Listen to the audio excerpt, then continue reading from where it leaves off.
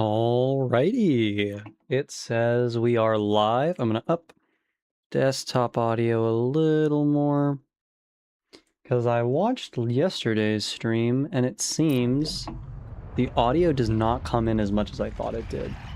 Because I have my headset audio much louder, so it was... Oh shit, I can hear a Neebler. Oh, there's Bloom here. Bloom and a Neebler, where the fuck is it? Oh, it's up there. Okay. This spot should be temporarily... This is not going to be temporarily safe whatsoever. Oh. Oh, wait, I needed to pick up,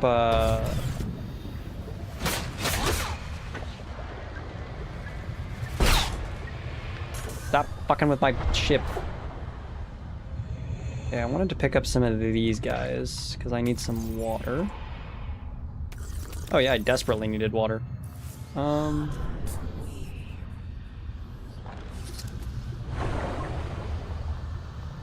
is it? Not here.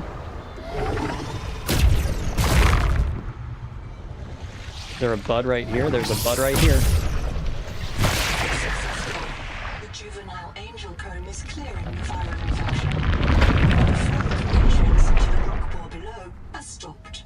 Following the infected rock bore structure may lead to an adult angel comb with useful adaptations. Sick! So... what are we looking at then? Well, we have this one done. So, if I remember correctly, I think there was only like 2 spots I needed to do on this angel comb before the main part. And then I should... Yeah, this... fresh water intake. That one does not look as infected, so I think I'm gonna try and run down here. Not get electrocuted or flashbanged. Because that is fucking crazy. Okay, yeah, this one's less infected. I'm gonna grab some water slugs from down here, actually. Because I don't wanna die of thirst.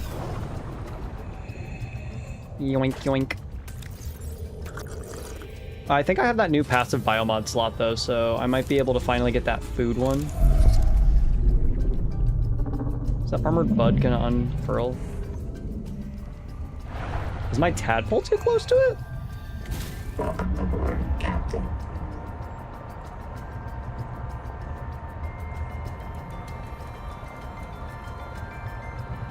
Is there another rock bore I need to clear out? That one's not unfurling. Bloom is produced by an infected angel comb. It contains useful adaptations, but it must be cleared of virus. One of the juveniles feeding it has been treated. One remains. Hold on, which one? Wait, didn't I treat... Maybe I need to go this way? Is there a viral bloom this way that I didn't see? I mean, clearly the viral extends. Fuck, crushed up. Forget about that. I thought I already dealt with, like, one of the top ones. Did I not? Or was there, like, something missing? Well, this one isn't viral. Yeah, these ones look fine.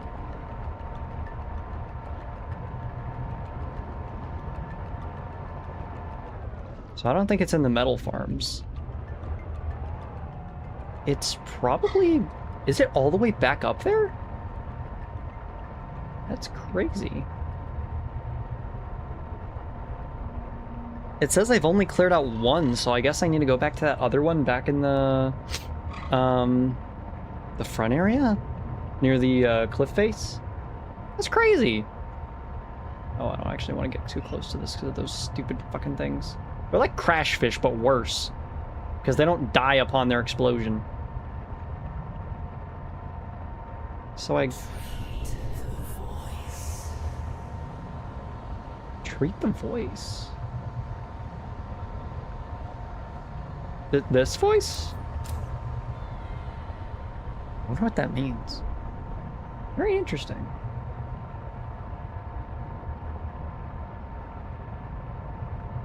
More than one ingestion is using the primary URLs in the primary. I don't know what the fuck's going on with my YouTube studio, but it's claiming shit is not working right.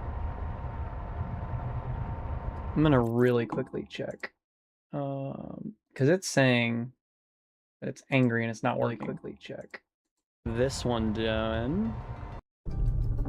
Is that armored bud gonna unfurl? Looks fine to me. I don't know why the fuck it's complaining.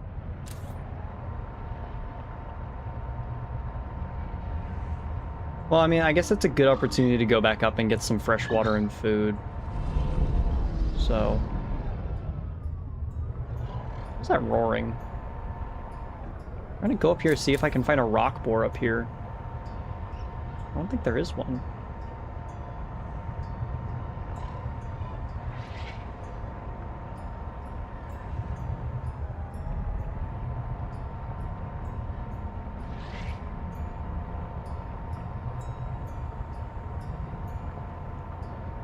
These incredibly large structures are just incredible. I think I gotta turn my lights off around them.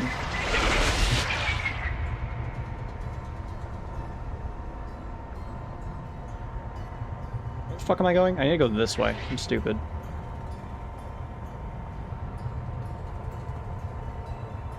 I'd like to avoid that thing if possible, so I'm gonna go down through here.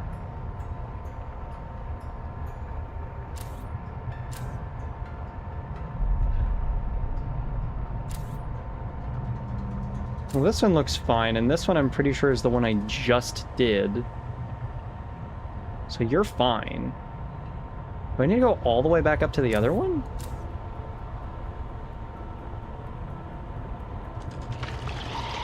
That's my guess. I guess I'm just gonna have to go all the way back up to the base and see. Fucking needler. I don't even know where it is. I mean...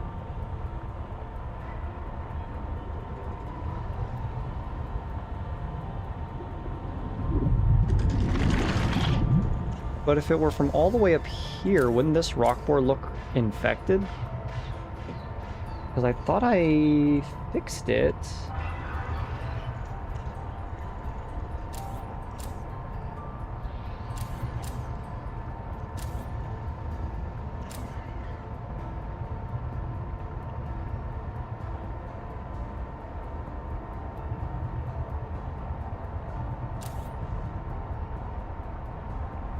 Yeah, this one doesn't have maze field anymore.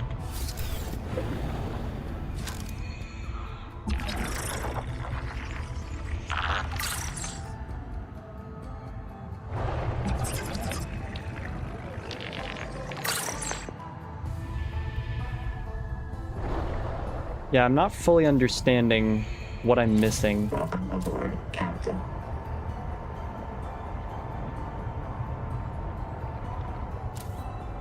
do I get out of here? This way.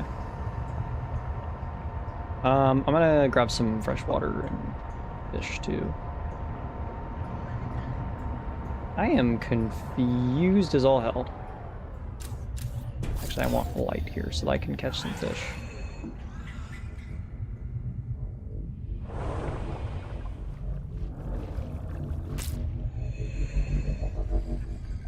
Power connected. All systems online. I'm gonna turn the lights off here because I think it's not really that beneficial. It's roughly midnight, so I mean, yeah, whatever. All right. Oh, I need to add more lights in here. Where's my habitat folder? There we go.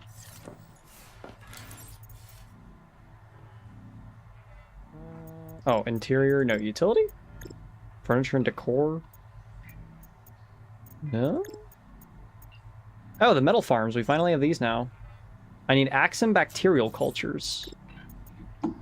Okay, I don't know what those are, but I figure I'm gonna find out soon. Seek fresh water intake. These are not going to be even, but I mean, I'm gonna try as much as I can. Because it's irritating me how like dark it is in random corners. Fuck it, that's just gonna stay that way. Okay, do we have any food and water in here? Water. Oh wait, I have one that I can cook. I don't have anything else. Okay. Seek caloric intake. I get it, I get it, I get it.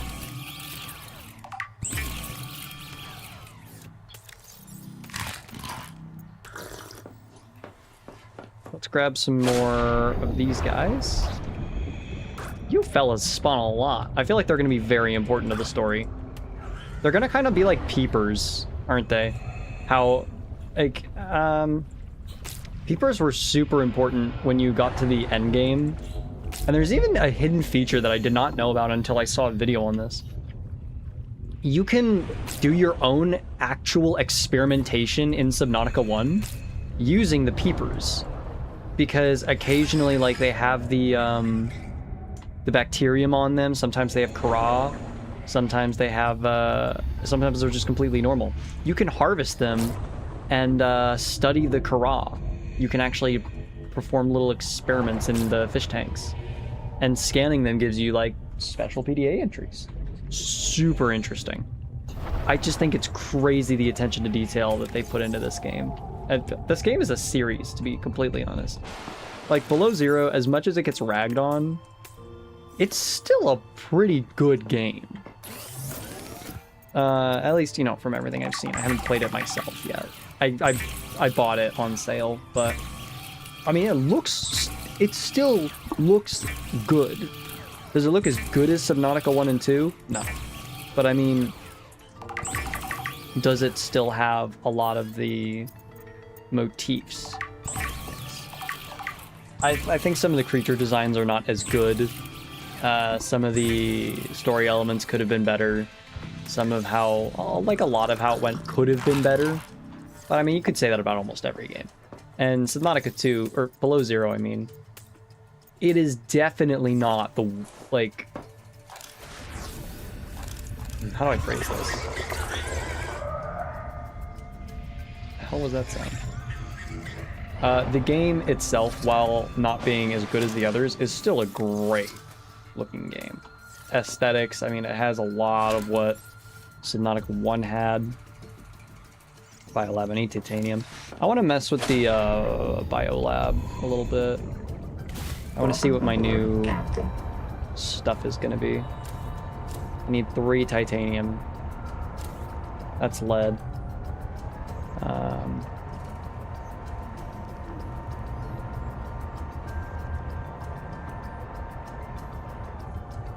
But I mean, people have already dissected Below Zero and seen, like, the reason that it is not as good as Subnautica 1 or 2 is because it did not...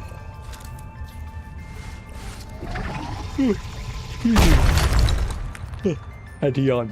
It did not... It was too small, and the sea truck removed some of the freedom that you got with the sea moth and the cyclops.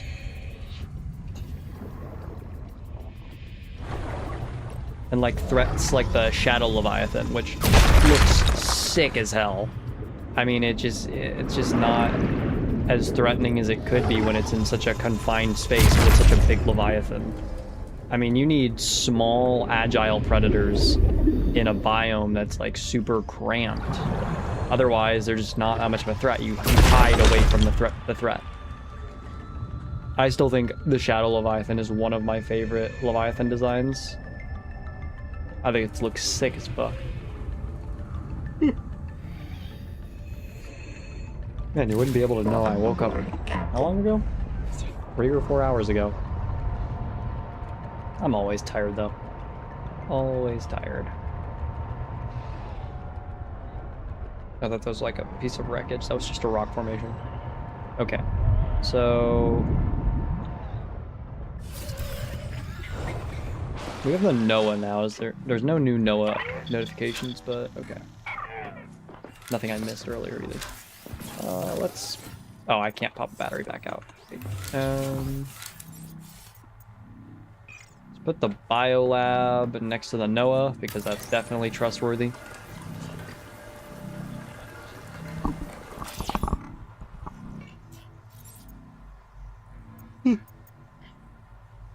I wonder how they're going to include... Because I feel like it's inevitable that they're going to include the biomodifications as, like, a part of the, whatchamacallit? A part of the ending of the story. It's going to be some crazy reveal about how the biomods make us less human or something. I bet it. But... I wonder how they're going to do it. Because the biomod system is so neat.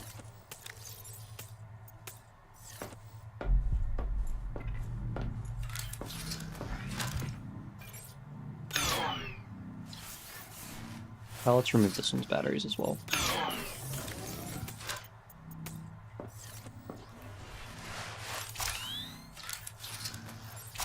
There we go. Everything's locked and loaded. So let's go back down to that angel comb and see if we can track down what the problem is, because I swear this is crazy.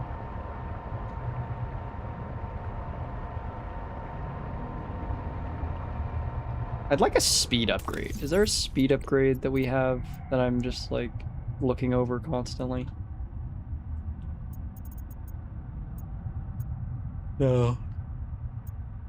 And the chassis requires 2 plasteel ingots. I don't think I'm wasting my lithium on that. Agile and speedy. I wonder how much faster though. Probably not a crazy noticeable amount.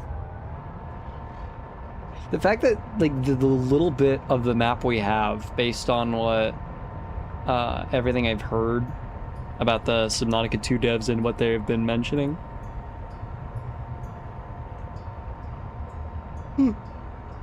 Excuse me. The fact that there's more to this map is crazy. And we've already seen there's like people have gotten parts of the tar thing show up. So we kind of know what it vaguely looks like, but not how big it's really gonna be. It's just so cool.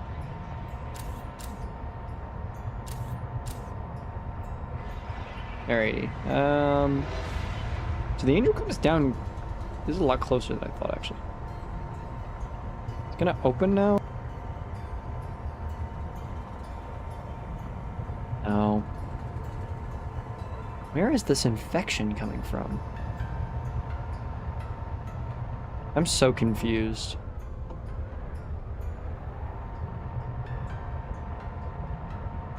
So this part of the rock bore is the one that we literally just disinfected, right? It's not infected, is it? No.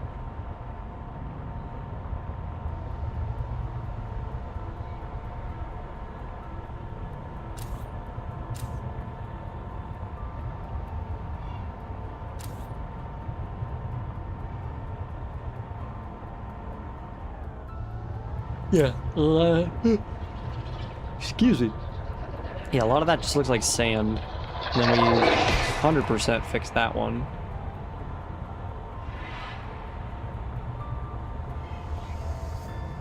Trying to find what we are missing.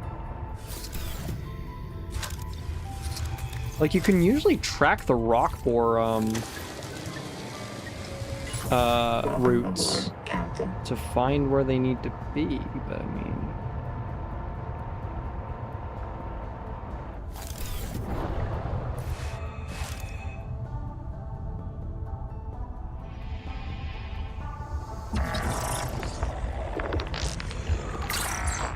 This closed canker is fed by other infected organisms. Locate open cankers in this region and expunge.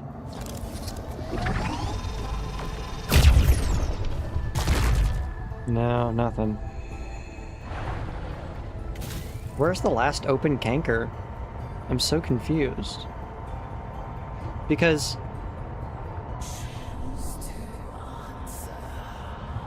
Choose to answer?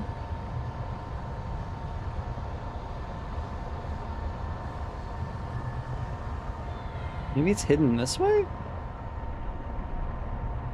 I mean, there's a bloom canker in this corner, but it doesn't tell me much. Maybe there's a rock borer tentacle I can track this way.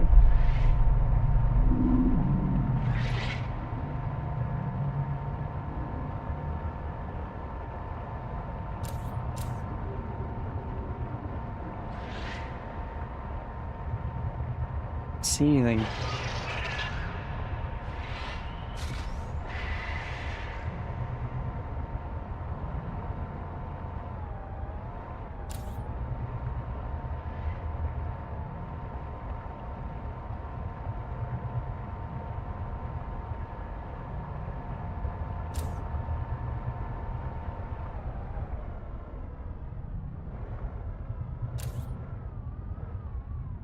Well, I'll take that water bottle.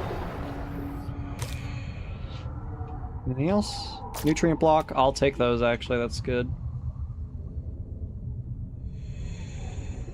I already have that.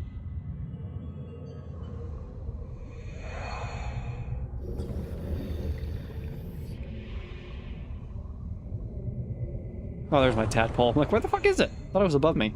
Well. Oh, no, not there. Welcome aboard, Captain.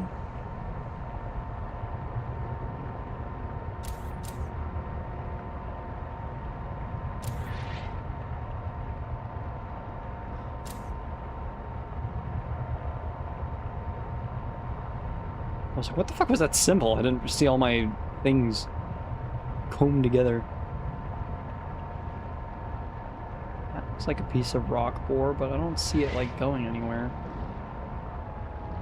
It doesn't look infected, so I mean...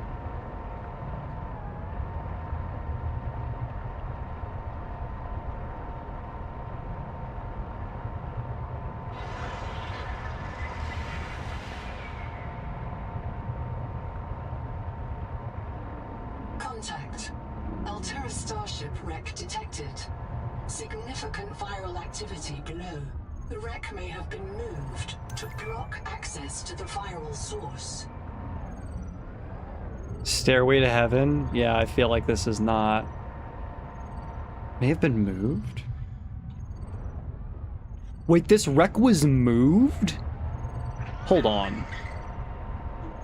Can the viral pick it up? What the hell's that? I hear a download scan thing, but... Might be inside. It's probably inside. Oh, it requires Sonic.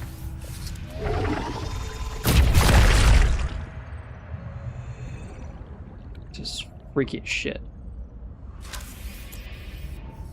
Dining table.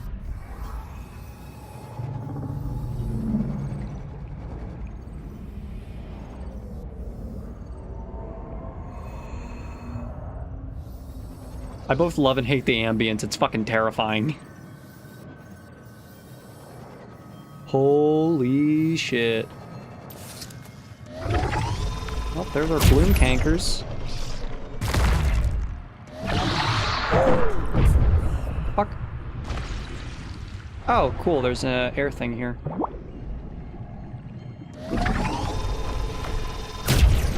Can I blow that up?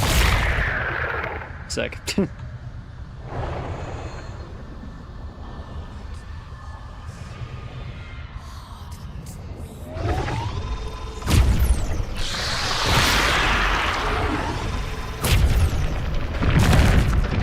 Was that all of it? Looks like there was only 2 bloom cankers. I wonder if these count as organisms. I'm gonna...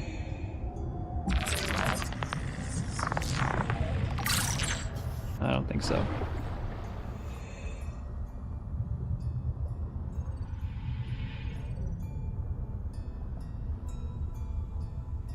I hear a download thing, but I can't see it.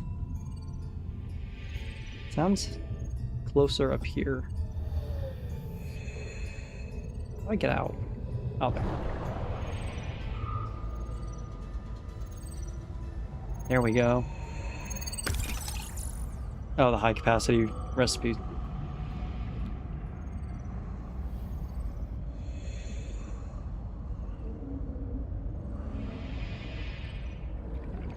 This is trippy.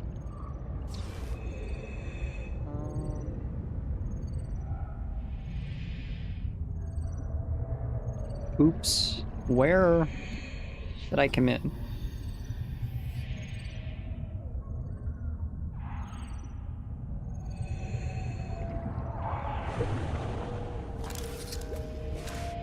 I don't really want to use my air bladder.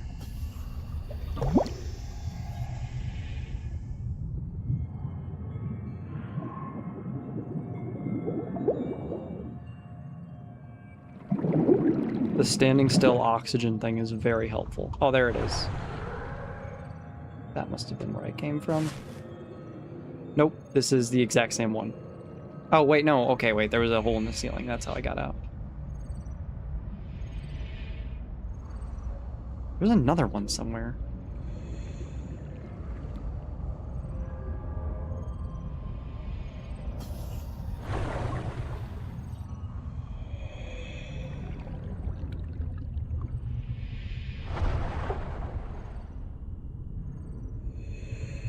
Yeah, that's a light.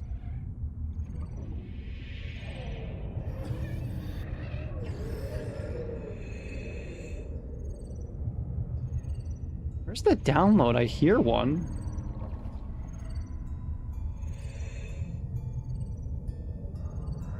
Really inside, but I thought I saw everything inside. Welcome aboard, Captain.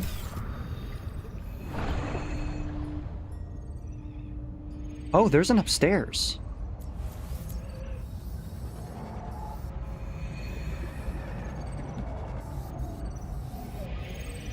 There we go. Another high-capacity O2 tank. That's blocked off, but I assume I know where that goes. What's this? Enameled glass. You know what? I'll take it. That's useful. Why the fuck's it dark now?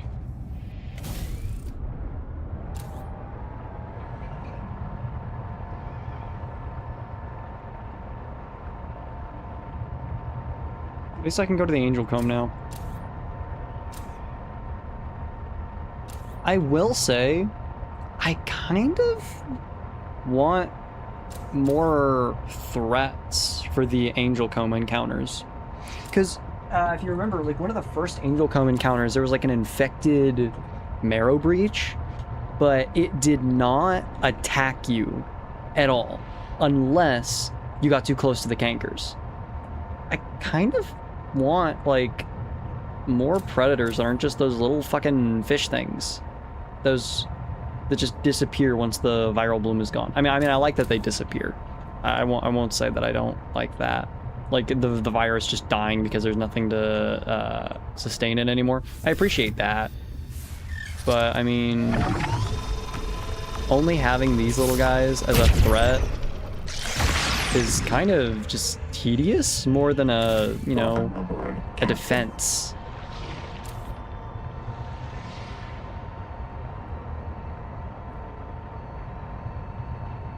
Oh, there's another hidden one right here that I probably would have spent like 20 minutes looking for.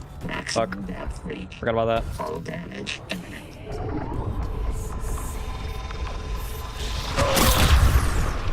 Kid bodies are sick. Follow the roots. I think it's gonna be so interesting when we finally get to the tree causing the Maysfield syndrome. I wonder what we're actually gonna see. Who are the kids? Is it really the tree? Or is it really the... Maybe the Axum are the kids. Because they didn't have any kids on the Altera mission, did they? I mean, they had younger people. And there was they wouldn't have had kids in the colony, would they? They would have been expected to, like... No, yeah, because we were supposed to be the first wave to make Zazura habitable. The viral factory has starved, and the adult Angel Comb is healing. The Angel Comb is a proven gene donor. Recommend you insert your hand into its core and take a sample.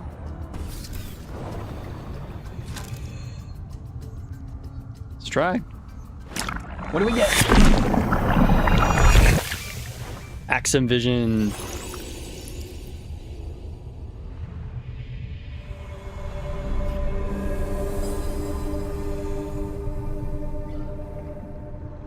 Holy shit.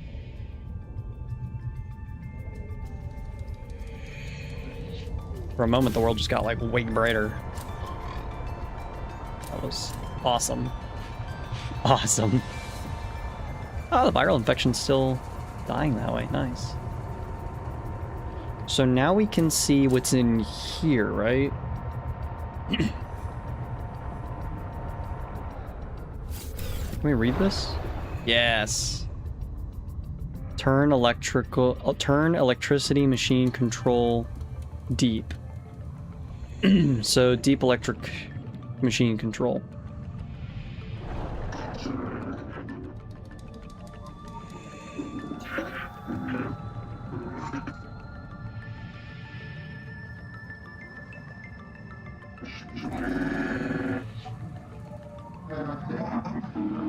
Data now flowing into locate main controls to restart compound.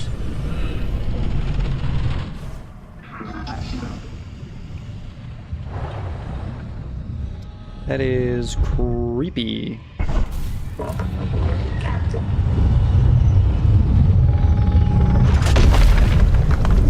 Whoa.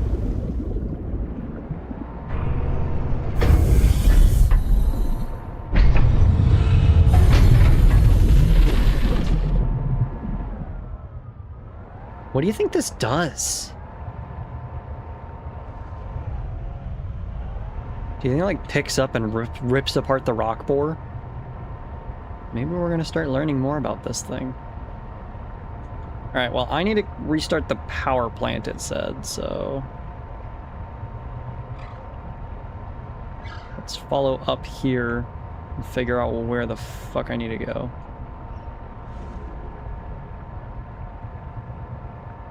It's also, like, midnight, so I can't see shit.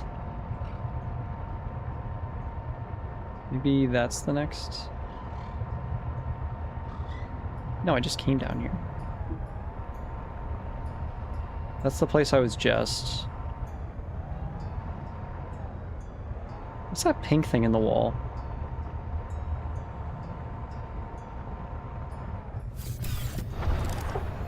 Huh. Not gonna give me an answer, huh? Aboard, Captain.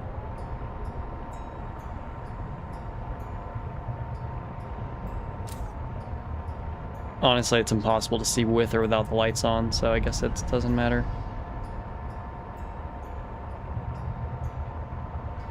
I just need to assume this way is closer to the other machine panels. That's the flash fish.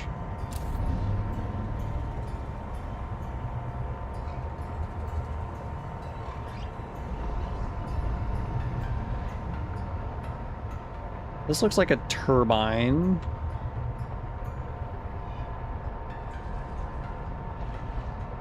I need to find the turbine controller.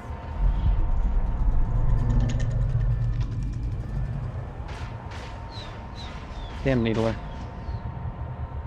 Yeah, so this is not where I need to be. Maybe up here?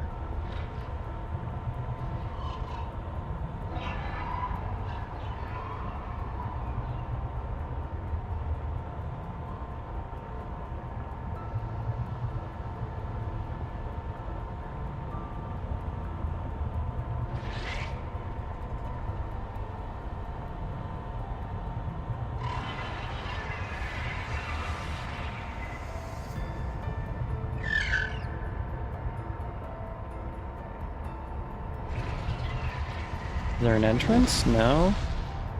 Doesn't look like it.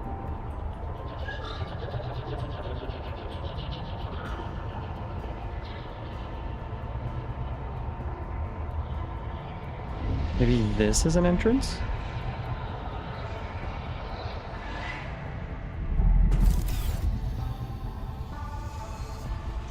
That looks like a Noah head.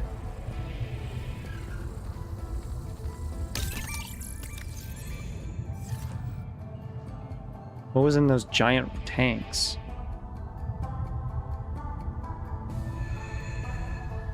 Huh? Oh, probably methane. Natural gas. Welcome aboard, Captain. I thought this was a hydroelectric plant. Originally, yeah, but the old Axum added a methane burner about, hang on, let me check my data bank. It's okay, hey, really, it's okay. Where's Mantis?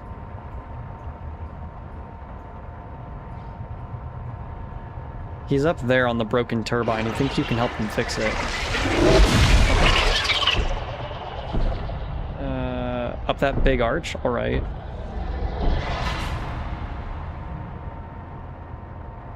So before I get reset, we were friends? Before I got reset, we were friends. Yeah, we were.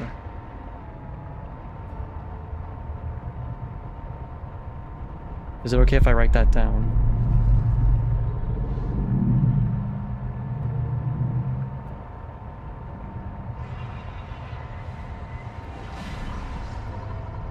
It's honestly kind of sad. Because of how many reprints you've gone through, you can't remember who is even a good friend or not.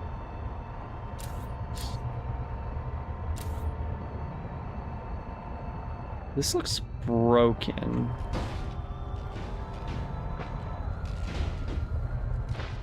Am I getting fucking electrocuted? Oh no, that is.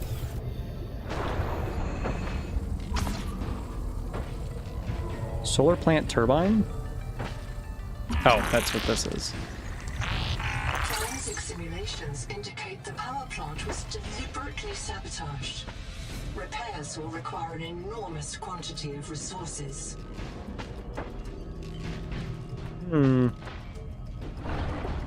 That must be why we need those metal farms, huh?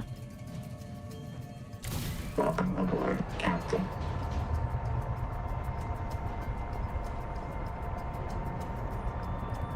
At least it's telling me what it's gonna look like.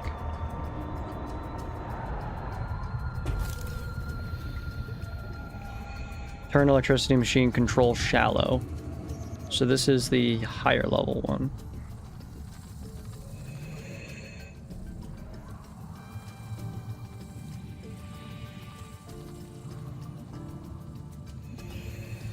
Like an eye in the floor. What? Was I able to scan something?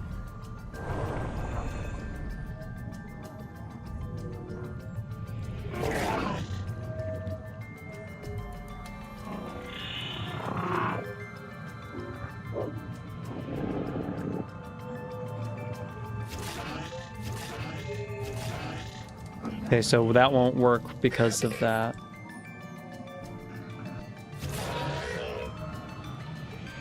That's telling me no. Because of the turbine, okay. So the turbine and the metal claw have issues. And then these three are not online. Got it, okay. I think I understand this. Is the NOAA really not going to give me anything to work with?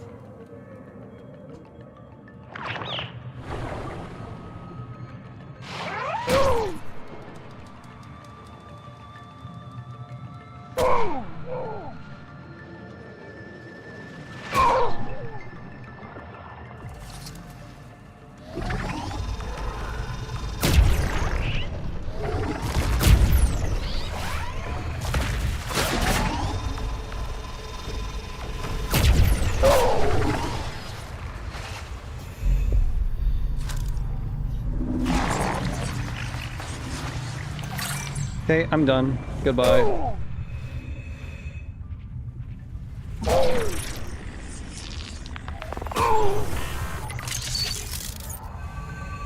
I got camouflage, nice. And my passive slots are expanded. Oh, god damn it, I didn't add another one. So that means I've scanned about 20 things, right?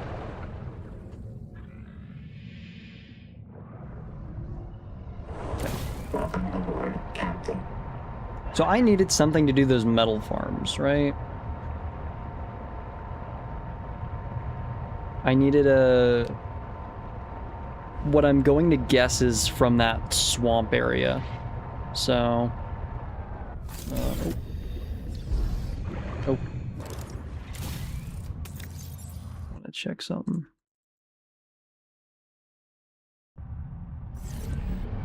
Alrighty. So I think the metal farms were all the way down this way.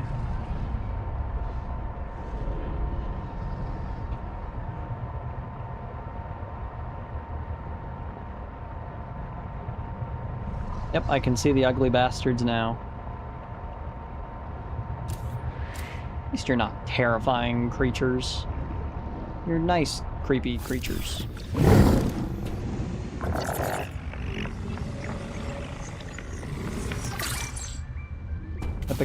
Epicurean. There's a lot of things that have like similar name to Epicurean.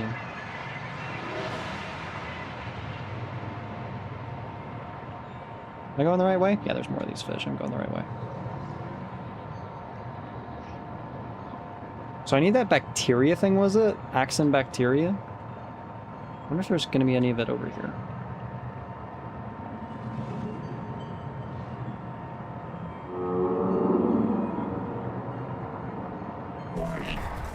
Crush depth, right. Mineralized clinker.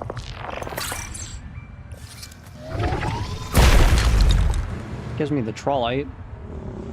Jesus!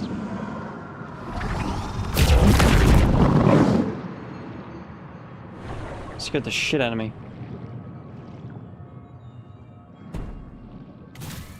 They don't even attack humans, I just got fucking scared. So wait, for the metal farms I need... what are they?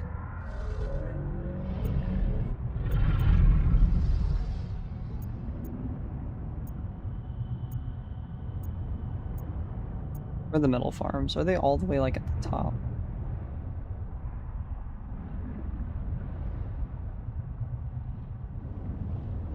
Yeah, metal farm. I need the Axum bacterial culture and the Mangaloy, which I think the Mangaloy is just the trollite stuff, so that's really not a problem.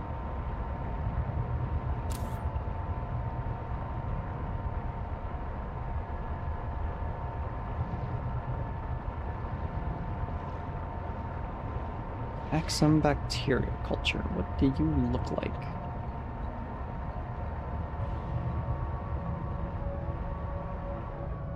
What this stuff is.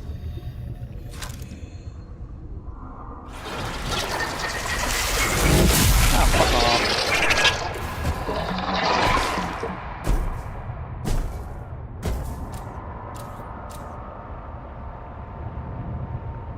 What's with these things targeting my poor tadpole? Give me a moment.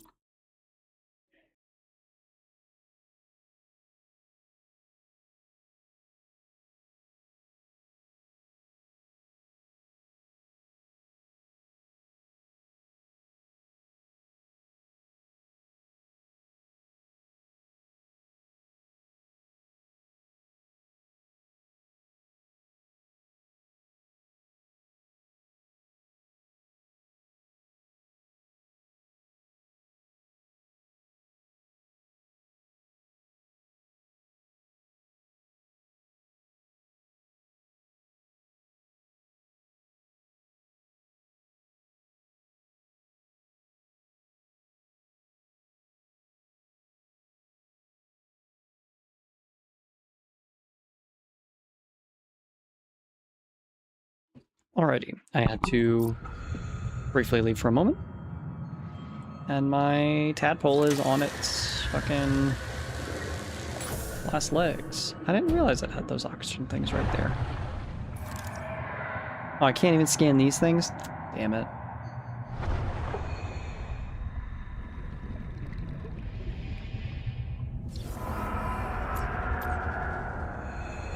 Is this like the edge of the map, or...?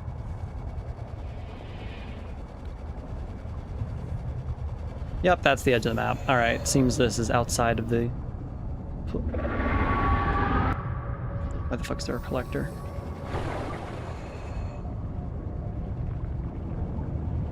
I did not know there was a collector Leviathan in this area. Welcome aboard, Captain.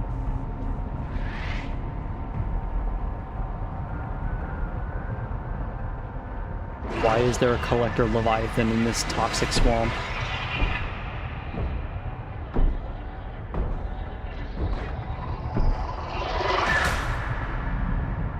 Stupid thing. Maximum depth reached. Hull damage imminent.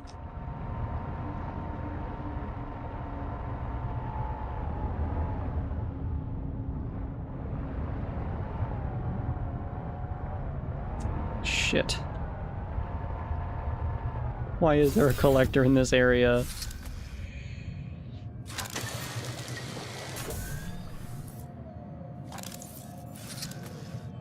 Okay. I'll have to swap out my battery cell soon, so... Good thing I prepared a second one.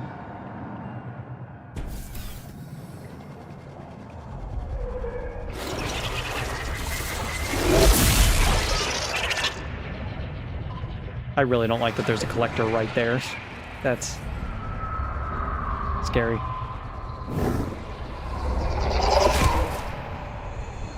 Asshole.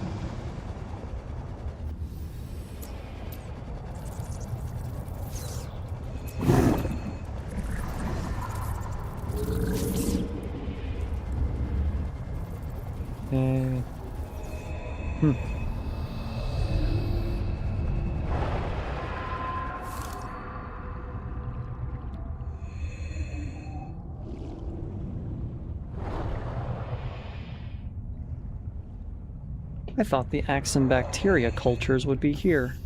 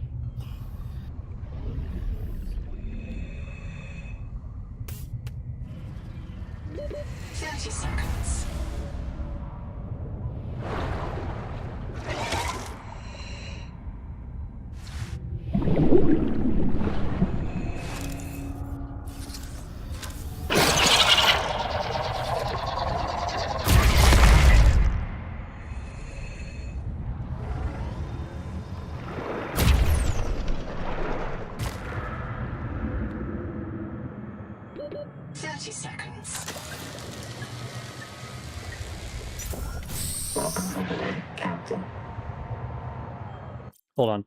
How do you get these? How to get the Axum cultures in Subnautica 2? Like, I can't find them here. I thought they were a naturally spawning... Must be travel to the metal farms in the Root Canyon. The area is guarded by a collector leviathan, contains 5 non-respawning samples.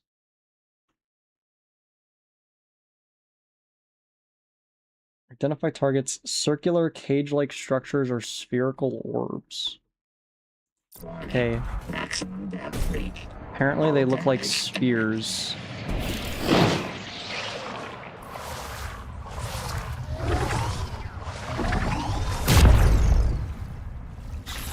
Did I scan you guys? Yeah, I scanned them. Scary as shit.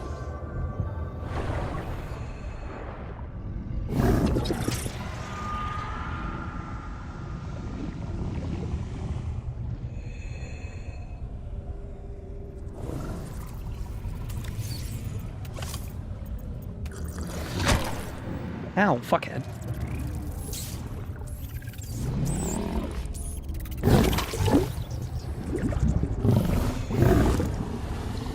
Seek medical attention.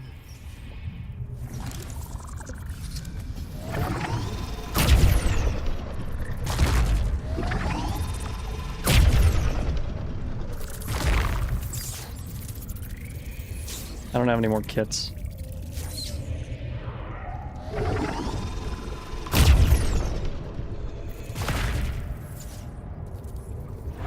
Oh, this looks like a culture.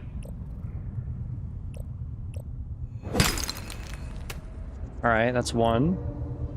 And if I need these for metal farms, then I guess I'm gonna grab a few. It said non-respawning. So I guess I just gotta be very careful.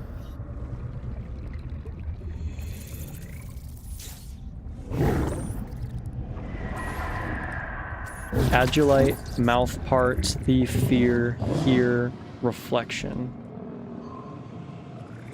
Tongue thieves, fear. Lost to physical trauma. Reprinting. I'm so pissed. I am so fucking pissed. Stupid Epicurean got me while I was trying to read. Oh.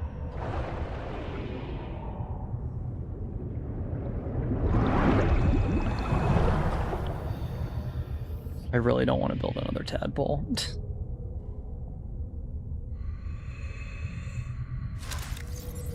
Well, I have the bacterial cultures, so I mean,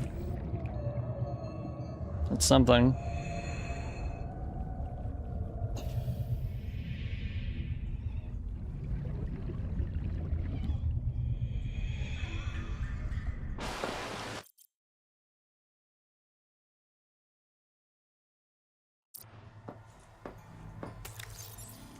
It does manually save after you've gotten some, so may as well.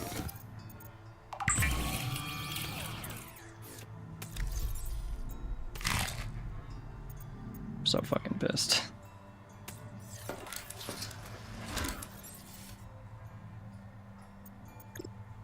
Big cultivation, right? Metal farm.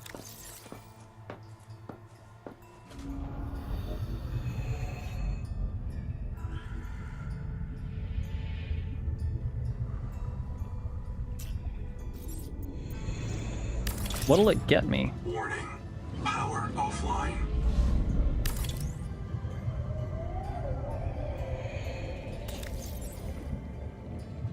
Oh, I need more power, don't I? Power connected. All systems online.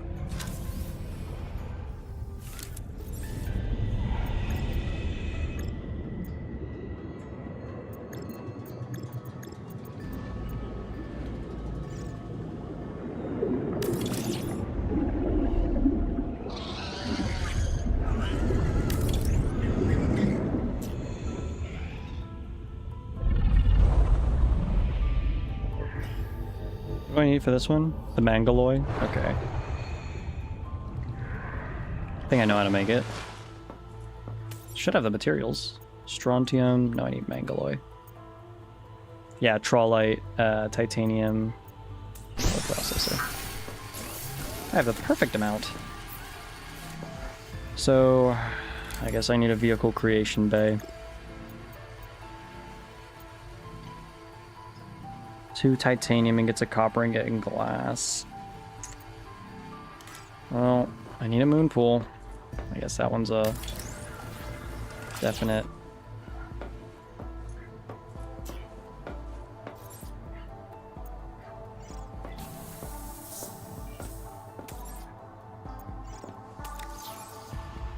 I need the Mangaloy. Might as well grab all these too. Throw them in the chest. What's up? Hey, Equilibrium. Welcome to the stream. What is up? Not good though. I lost my tadpole. It is all the way over there. Warning. Power offline. Wow.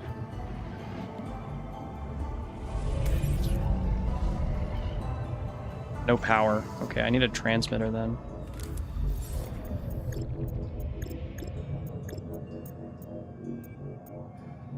Titanium and copper, Connected. which I have All not. systems online.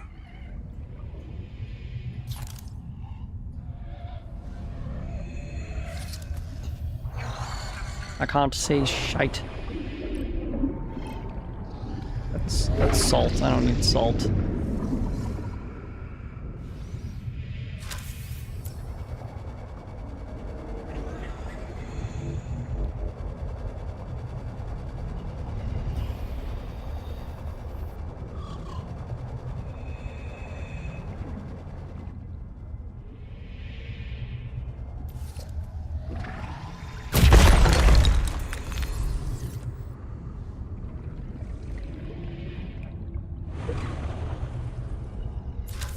that lead or is that titanium? That looks like lead. I need a bunch of titanium and copper. Copper.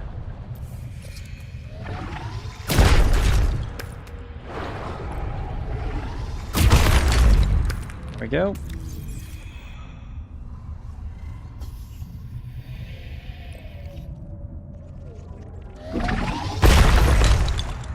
Ah, that was quartz. I thought that was... 30 seconds. Whatever. Okay, how can I get out?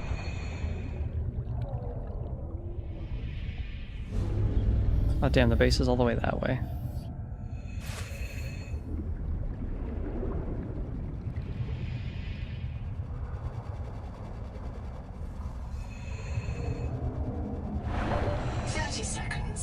I get it, I get it, I get it, I get it.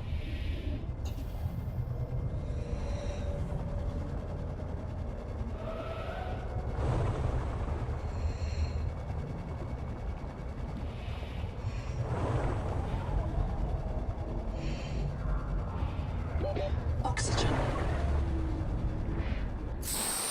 Okay, that was risky. Okay, biomods. So actives, we can have an 800 volt thing. Toxic sponge, bioscan unknown. Houndgar. I don't know what that is. Bioscan the collector leviathan. No fucking shit. Detect nearby threats? Nah.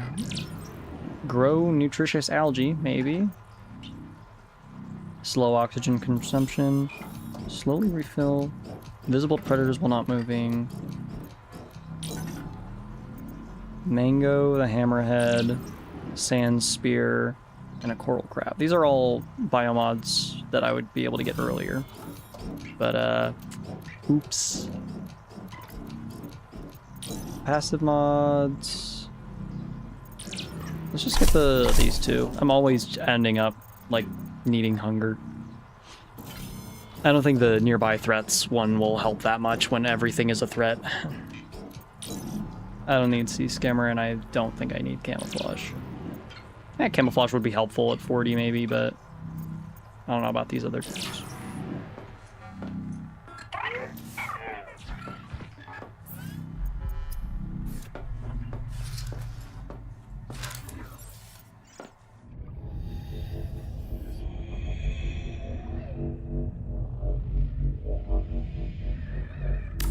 Warning. Power offline. Oh my god, look how much power they eat up. Is there a thermal plant nearby? I don't think there is. I need to deconstruct one of the metal farms. It's way too much power right now. Found an interesting horror game. Apparently it's going to be... Okay, give me a moment. My goodness, it's still eating up that much power?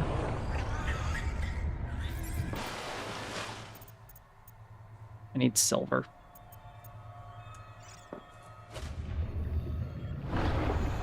Apparently going to be released soon. I'll send you a link. Okay.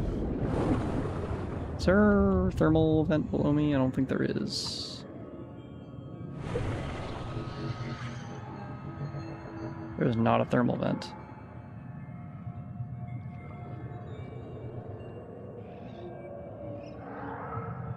Seek fresh water intake. That's a good idea.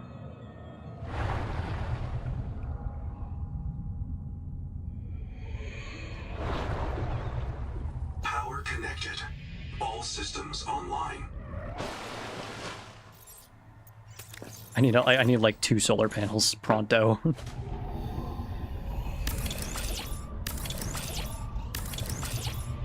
Okay. Some solar panels will make it through the day, but I mean, at night we're on our own.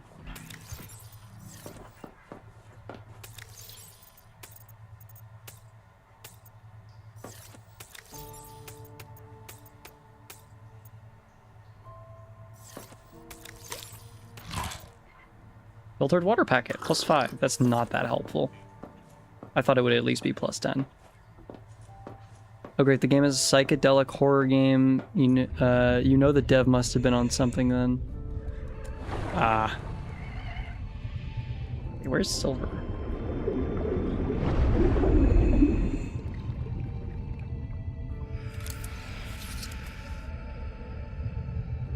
Seek fresh water intake. Is that quartz down there? Probably.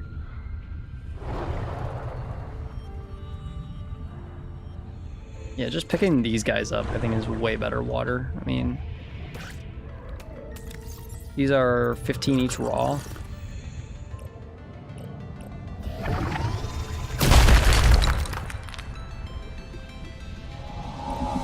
Titanium motherlode. Jeez.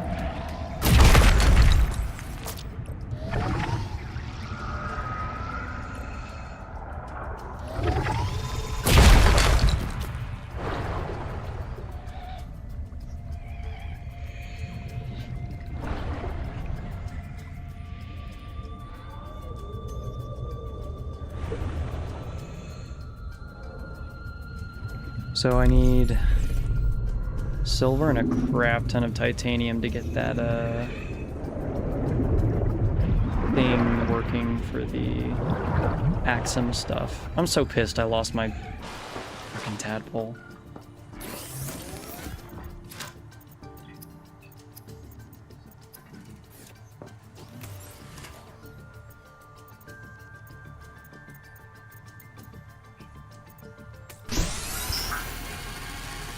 I'll just make 4 of those, because I know I need 2 for the vehicle thing.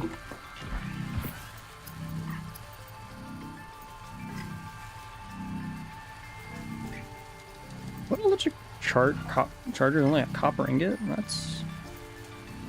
Well, copper ingot on top of the strong acid and troilite, but I mean, that's not that bad.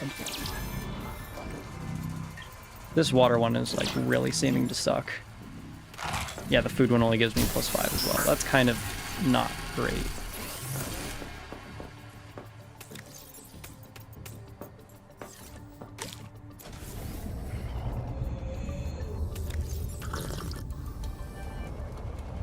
I mean, if I just stay on top of it with those little things, then that's not terrible. But...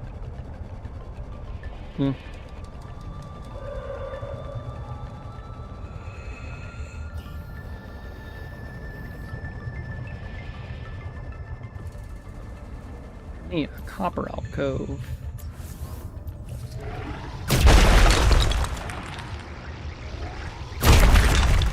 Alright, now I have a ton of that. Silver? Silver? Silver? Silver? No, no silver.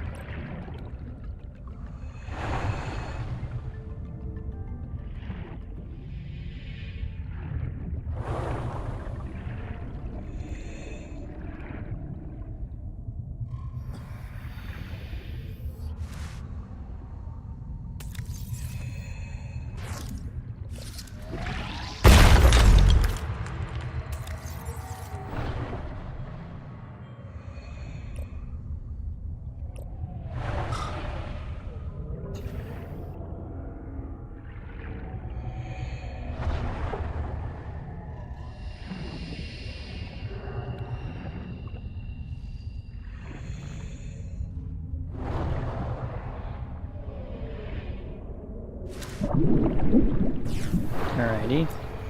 I mean, as good as the air bladder is, I only have so much air without my tadpole. It's just gonna be fucking tedious.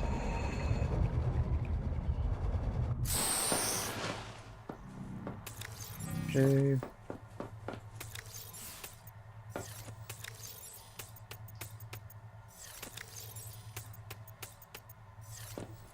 That's a lot of stuff, except for silver, which is the one thing I need.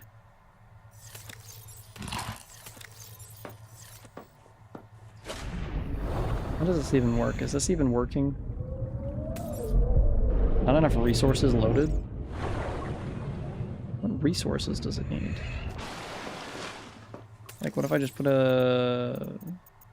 2 copper in it? Copper's conductive. Does it need that?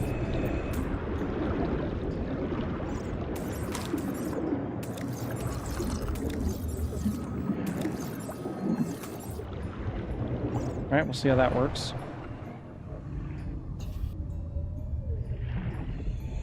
Hey, how can I get into this mega structure?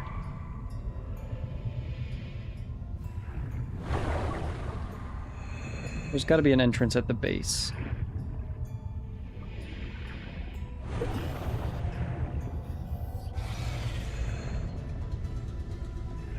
Well, anything looked like an entrance, I'd say it'd be this.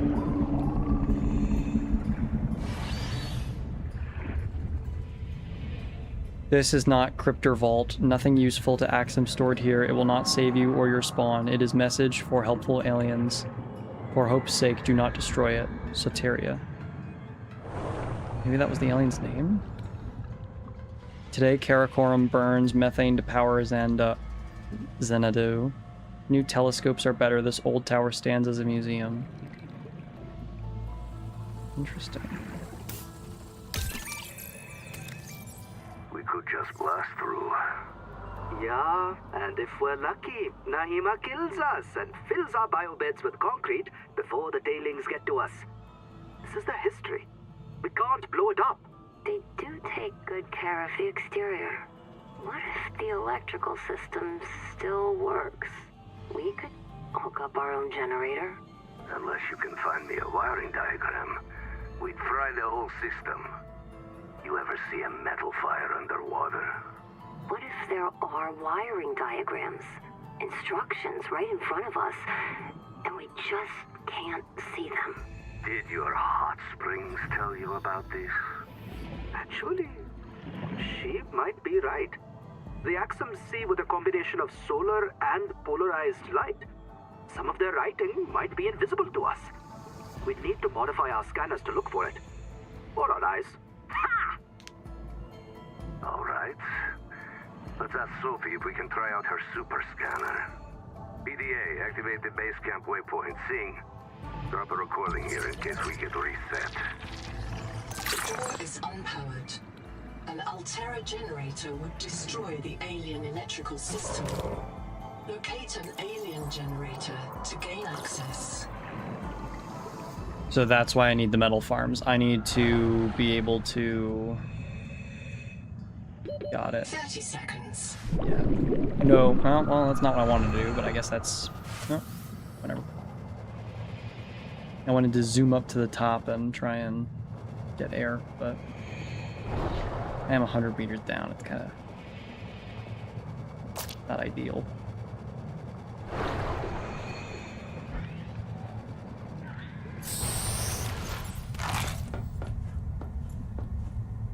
Need more storage.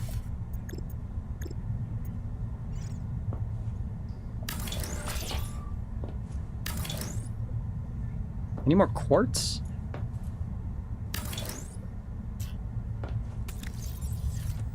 Whatever, I'll go get more quartz.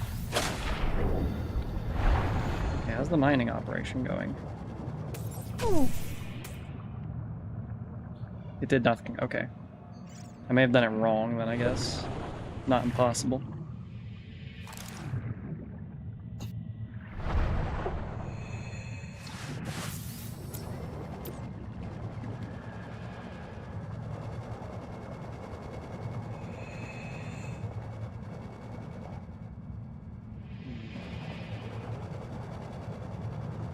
Oh, I haven't scanned you, have I?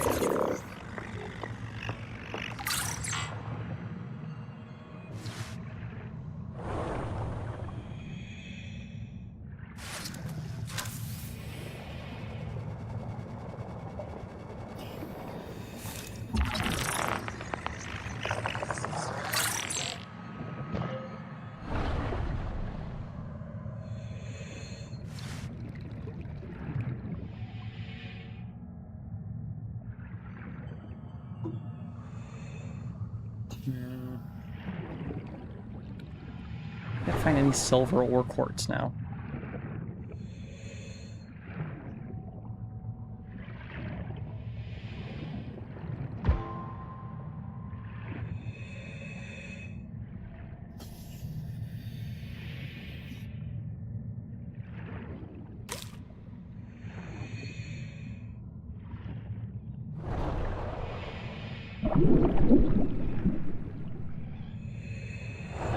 Ay. You really need a tadpole for this area.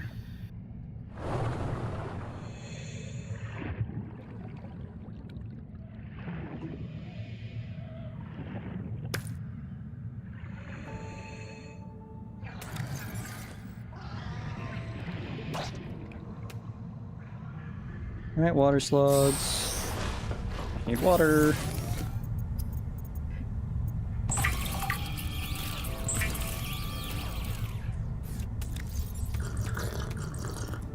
Okay.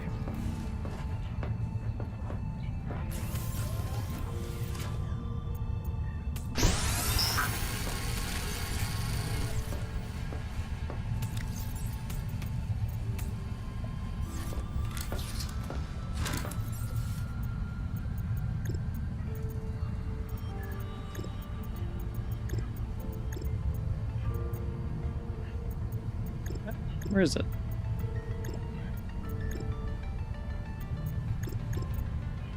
Vehicle fabricator. 2 glass. Oh my goodness. I need quartz anyway.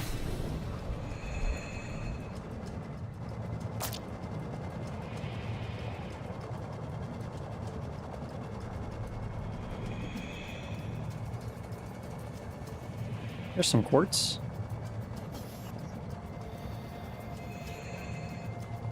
Funny how many random games Playism as a publisher has under their belt. They're one of a lot of RPG Maker Horror classics. Yeah, Playism is a very interesting company. They even have the rights to Yume Nikki, and they had the rights to make the sequel, unfortunately. Which actually, yeah, I think it was entirely developed in-house by Playism, at least to my knowledge, unless they had outsourced it. Because Yume Nikki's the Dream Diary game is very interesting. It's good. It's alright, but it's interesting. Reports.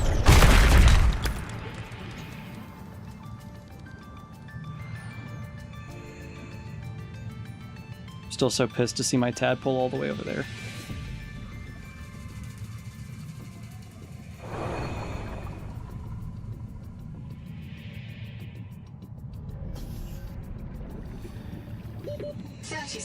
I get it, I get it, I get it, I get it.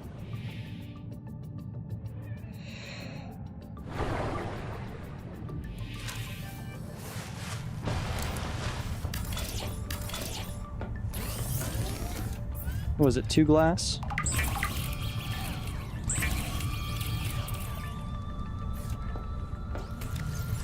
People have been pretty eating well with the recent Steam sales. I'm so tempted to add more to my library, but I already got so many. Yeah, same. Even though I already bought from the Steam sale. Used vehicle fabricator.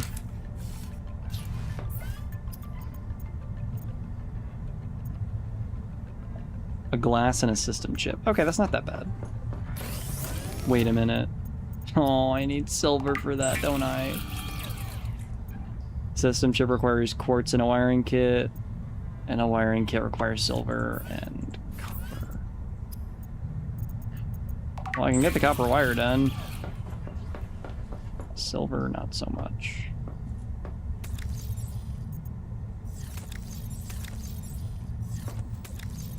Not even any regular wiring kits.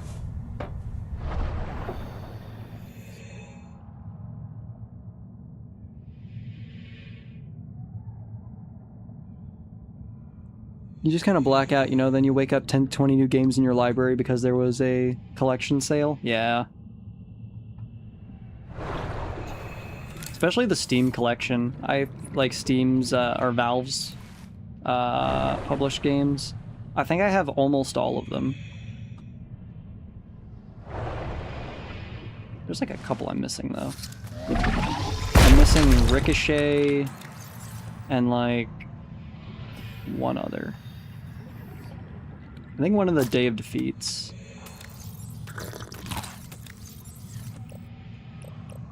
Silver.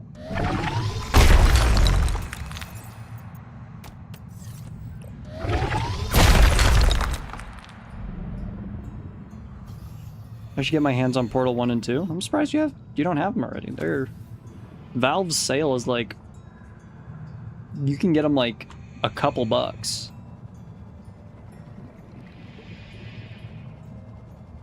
It's impressive that they put like two of the greatest puzzle games they've ever made, and it's only a couple dollars.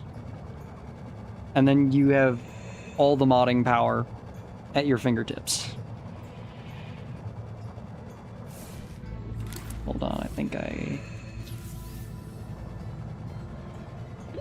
30 seconds. Oh, nope, nope, not what I wanted to do.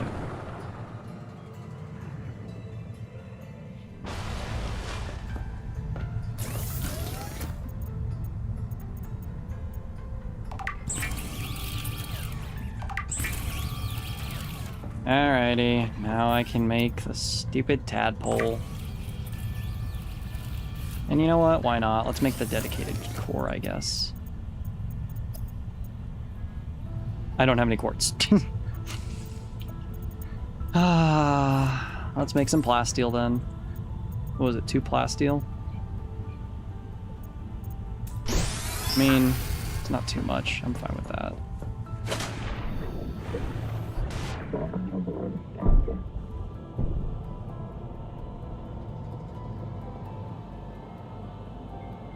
Oh, their deep wings are back. Where are they? I see all their eggs. Where'd they go? Huh. I must have just missed them.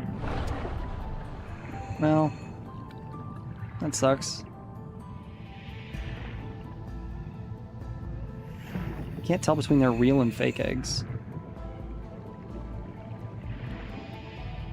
So yeah, the deep wings, their mechanic is that they drop like 1,000 eggs, and some of them are real, but most of them are fake. And the real ones are like the best source of food and water in the game. I don't know how many you can actually get for... Man, these are like all fake. Damn. Not one?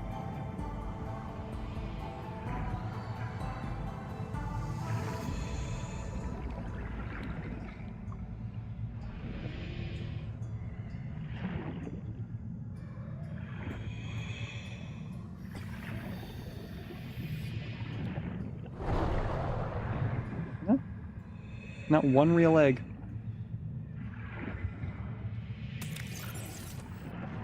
I'll pick up some of these guys for comfort. Wait, I need my tadpole. 30 seconds.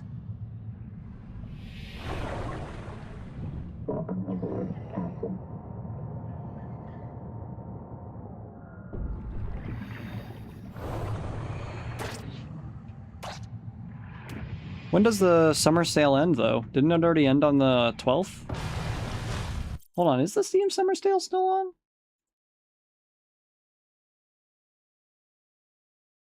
Let me check. Because I thought the summer sale ended... I want to see the store page.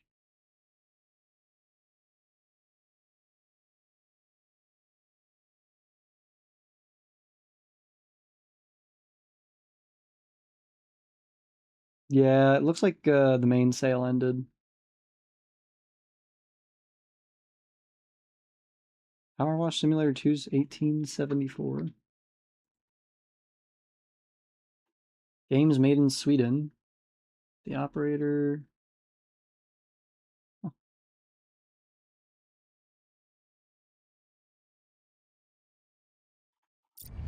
Makes me think of mimics from Dark Souls. Skip. Of course, there's a big difference between an egg and a man-eating chest, but same decoy idea. Yeah. Wait, I have the materials now. No, I don't. I didn't get any quartz. I'd forget my head if it weren't attached.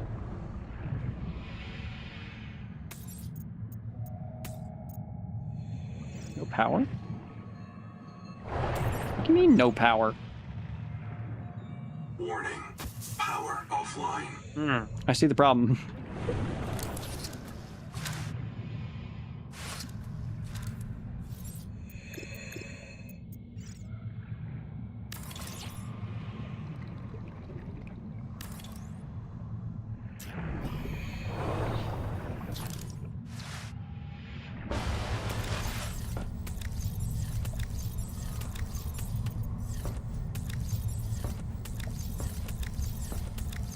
Oh, I really did run out of titanium, I guess, huh?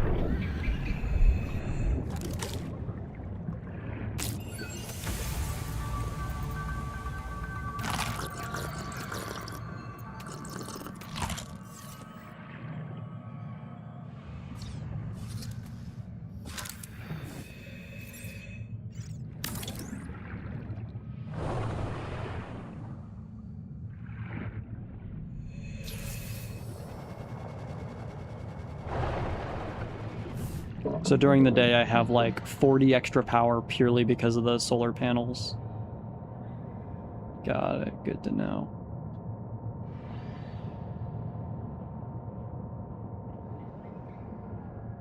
I will say this section of the game kind of feels like it's becoming a little bit of a resource slog. Definitely because I lost my fucking tadpole. But, I mean, in general, where it's saying I'm gonna need to use these miners to, collect a bunch of resources to fulfill the, what was it called? To get the thing... to get that giant power plant up and running so I can open the door to this giant tower. Kinda crazy. Power connected. All systems online.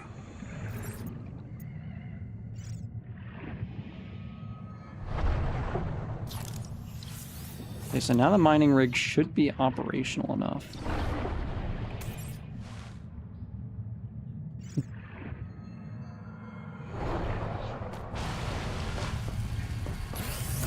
I still haven't gotten any quartz, but I do need a new battery anyway, so.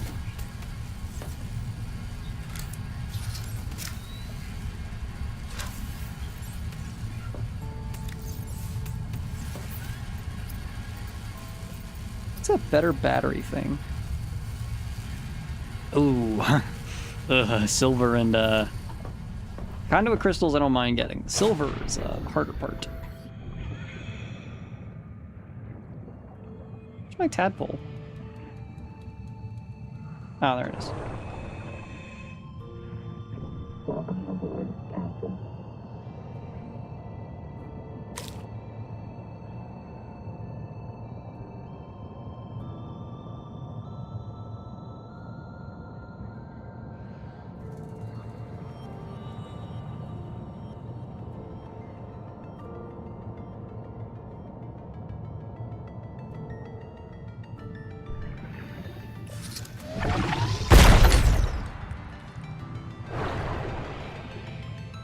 Oh, you gotta be kidding me. I didn't empty my inventory. I'm so fucking stupid.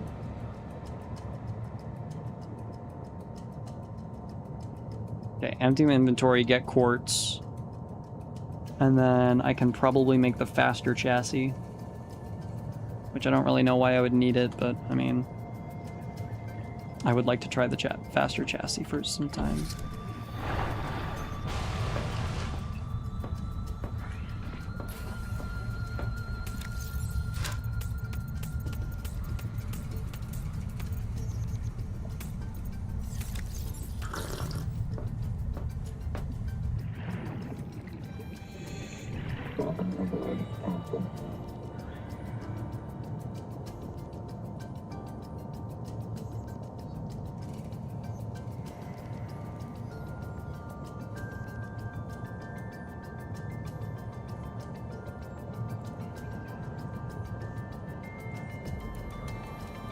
I don't mind picking up some of these silvers.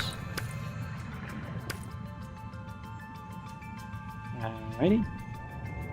And hopefully down here there's some quartz. More silver, which I'm not opposed to, but I need to make room for quartz.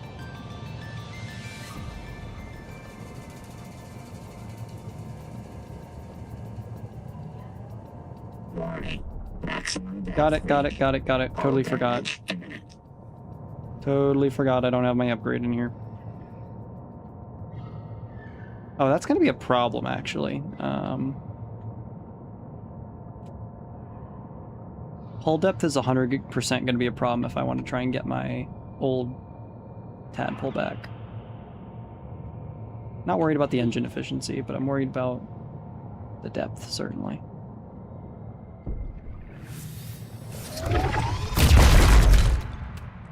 Any more?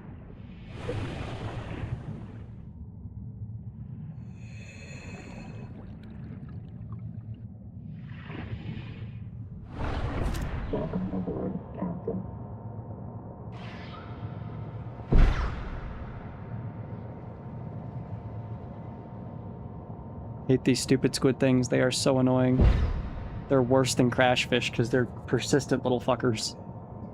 And they don't have a range. They go really far. Well, they don't have a small range like a crash fish.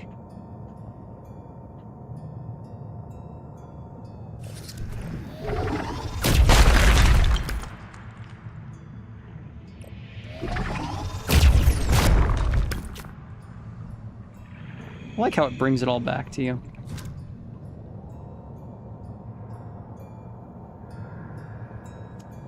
Where's my base? Right there.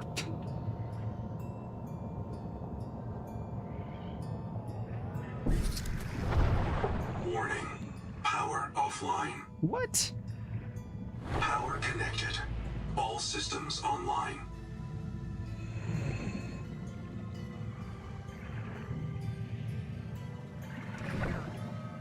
I think we need to make a power storage.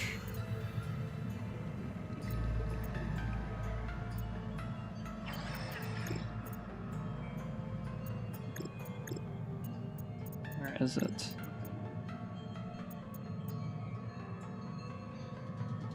There was like a wall power storage unit that I remember seeing.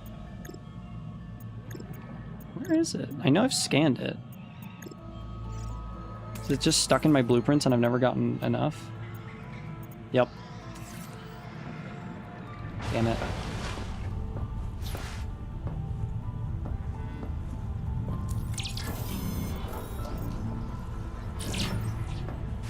Seek caloric intake.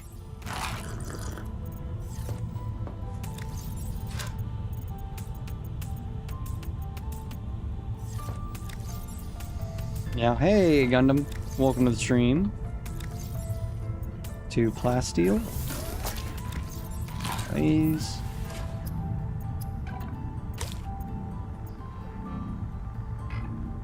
Another enameled glass and a system chip.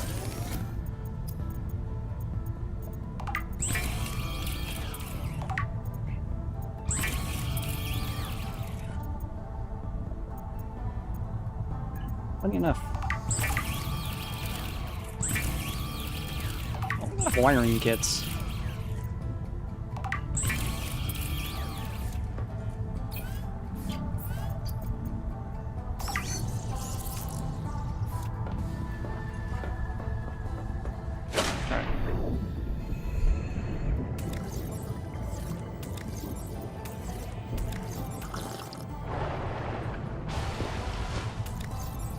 I have to go to the restroom, so I'm gonna actually AFK here for a moment, and then hope that the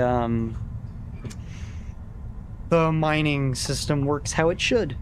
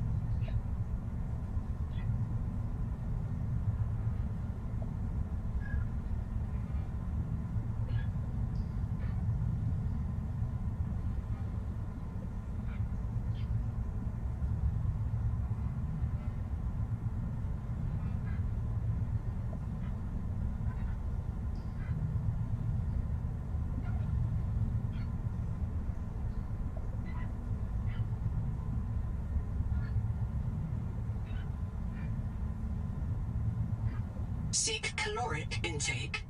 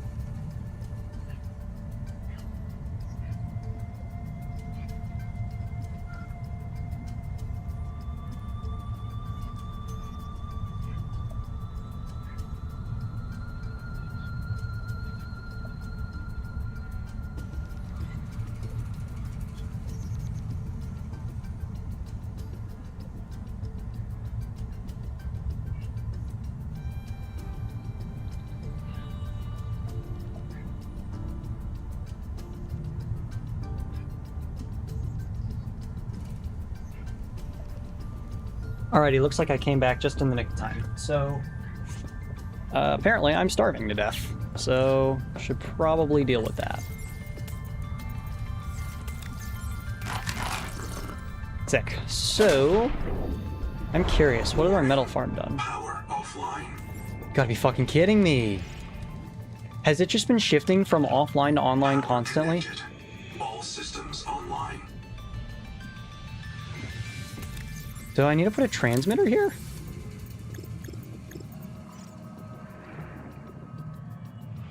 Warning.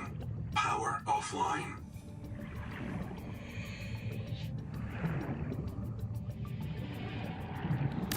Power connected. All systems online. Warning. Power offline.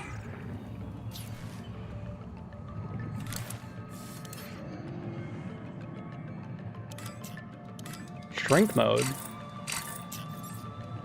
Oh, I guess you can make certain things bigger and not bigger.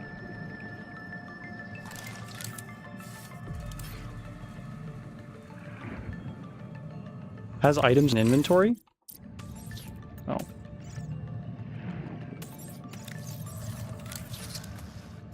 Wonder if it's just too far away?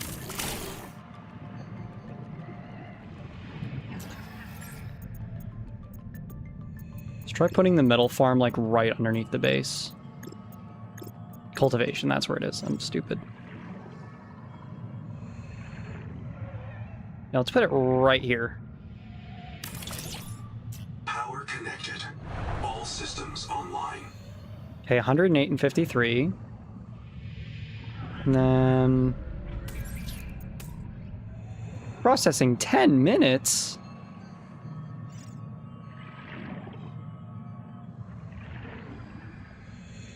Why back away?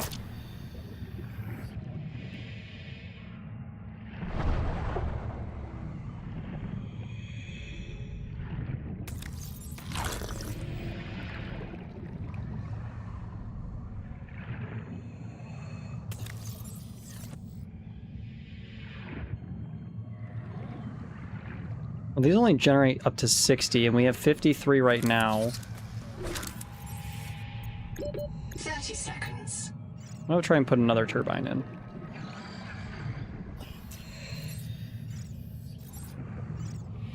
I need titanium, copper, and silver, which means I need to be over here.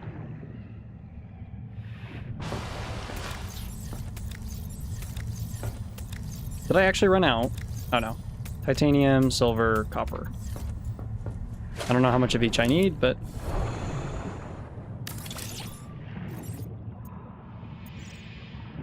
Alright.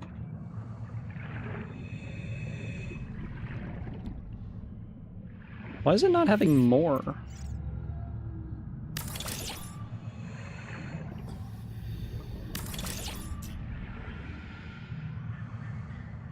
I'm not sure this is how this is supposed to look, but I mean... It's working, I think? It's not doing an animation or anything. Kind of expected that it would do that. I wonder what these two are going to be. I wonder if they're going to expand that screen in the future, or maybe make like a second page of adaptations. I don't think we really need more than... I mean, I wonder how many adaptations they plan.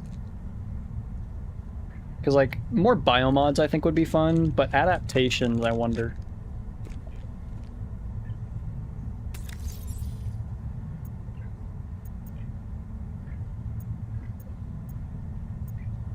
Gloves in a suit, I can't wait to see that. I wonder what these are going to be. I don't think these are going to be anything, though. These, like, dots.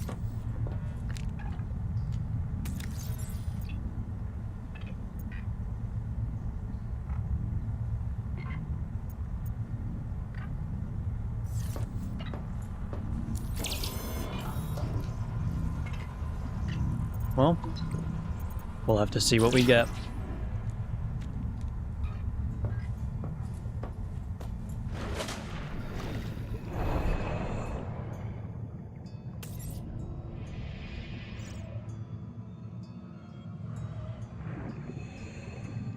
So it's running.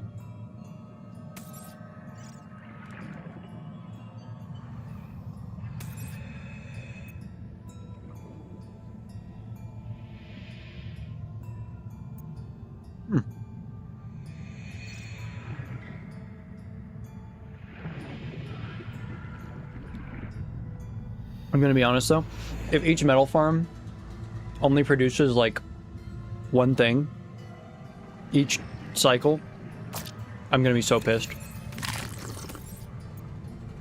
10 minutes for one extra silver.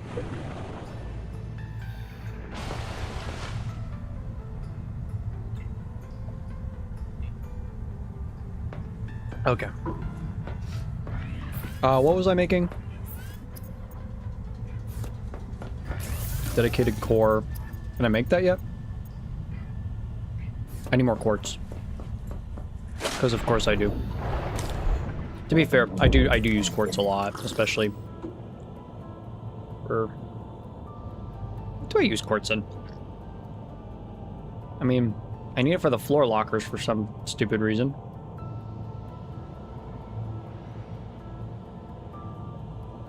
Can't even see through them, but they require quartz.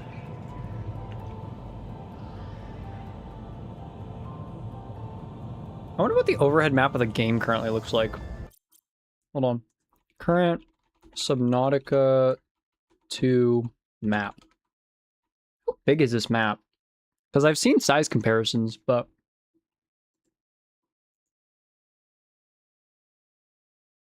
I think this is super interesting. Open image in new tab. So the Rock Canyon power plant is enormous.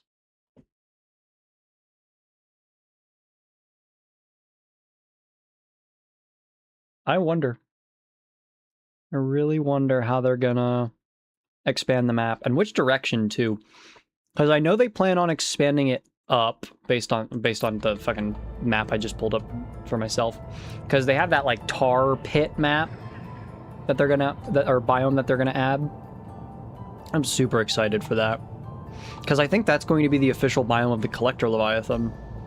And I'd really appreciate he get the fuck out of the metal farms. Because that scared the shit out of me. I thought the AI was just like bugging out for because I was just like looking over the AI overview because I wanted a quick answer. And it's like, beware of the Collector Leviathan in this area. And I'm like, oh, sure. Like, okay, yeah, it messed up its results. It doesn't know. Like, nope, there's a Collector Leviathan in that area. I am not excited for having to deal with that guy. But at least I wonder if it's an easier... I wonder if it's like more passive or if it has the same AI. Because if it's easier to scan there... We need something like the freeze tool. Or the stasis gun from Subnautica 1. Because I'm gonna be honest, these things are scary to deal with without a stasis gun if I want to get the biomods to scan them. Like... That's a hard ass, just telling your players, hey, you know the scariest current Leviathan in the map that's meant to you to like interact with on a semi-regular basis? Yeah, we've added a second one, and if you scan it, you get a prize. Like, nah. And if it's not worth it, that's even worse. I think it's kind of funnier if it's not worth it. I would like something to actually be good that comes out of it. Maybe, I don't know. I don't even really know what a good power the Collector Leviathan having would be. Or getting from the Collector Leviathan would be. I would like more inventory space. I'd like more inventory space. Especially if it's going to have me collecting so many metals now. Like... my storage just does not feel adequate. And I know there's the hull chassis for the tadpole, but I mean like player storage. But I am also that fucking rat in modded Minecraft that gets sophisticated backpacks. First goal is immediately get a diamond backpack and just shove everything in it. I'm currently in a modded survival with some of my friends. My diamond backpack is full all the fucking time.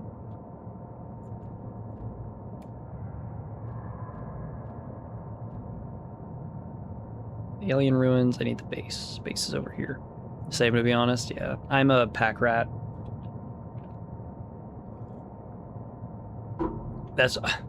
if I play all the mods, I'm gonna have like 8 backpacks on me at all times. Okay. What's the battery at? 72. Is this still running? Yeah, it's still running. 2 minutes left. We may as well stay the 2 minutes and see what we get from it. Well, I gotta put this shit away anyway. So much quartz.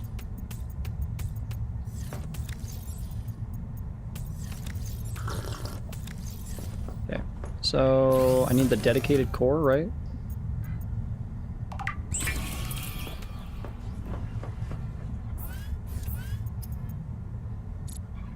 Man, the hull chassis is expensive. Moonpool too narrow? Damn it.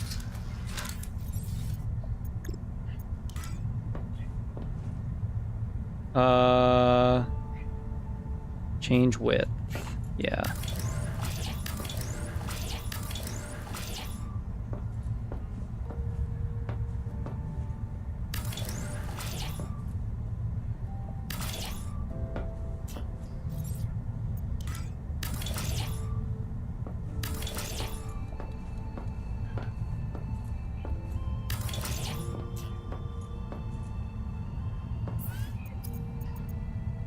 Moon pool's still too narrow. Nah.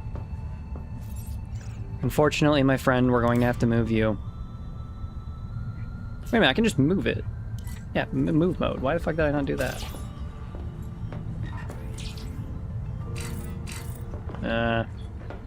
Where to, though?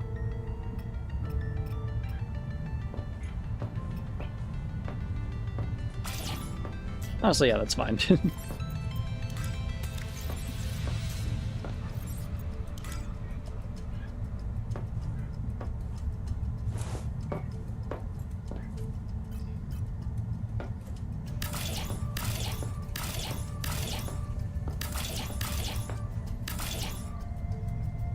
That should be all that's necessary. Moon pool's still too narrow.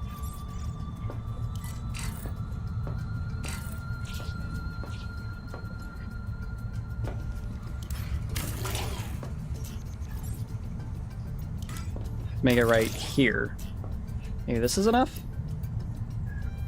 Too narrow still. How big is this thing? I don't know, enough titanium now. Buddy of mine tried to do a playthrough of all the mods, but he didn't really follow through with it. I do have to try the mod pack myself at some point. I've considered it, but it's such a big mod pack. I mean, it's crazy.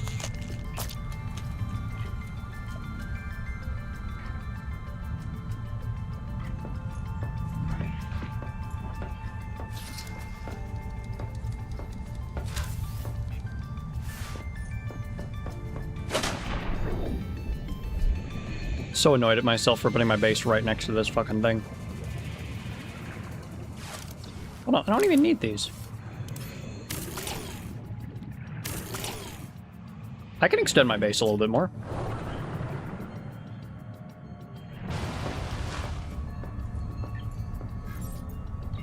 I do not have enough titanium. Well.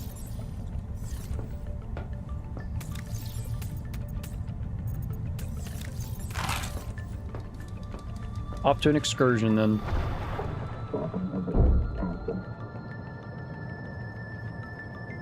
He played with a buddy for like 1 or 2 streams, then just quit. Though to be fair, he doesn't exactly have the best attention span. Yeah. I think that's fair. For me, I feel like if I did it, I would probably... I don't want to say quit, but like... I'm assuming it has like a lot of, things based on whatchamacallit, combat. I'm just not a Minecraft combat person. I suck ass at it. So dealing with bosses would probably be the hardest for me.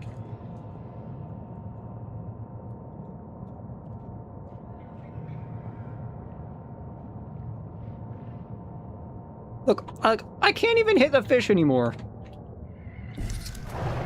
That fish stopped me in my place.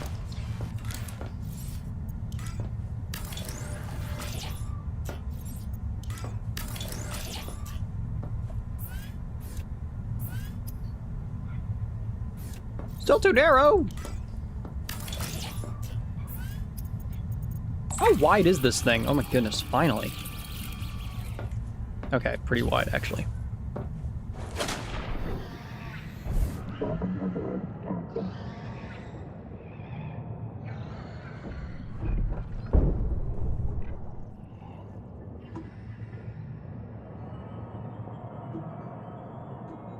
This is not that much faster. So what do you think of Second Loop, which looks like Half-Life, but with mecha? Second Loop? I don't know, I haven't seen it. Did you send it?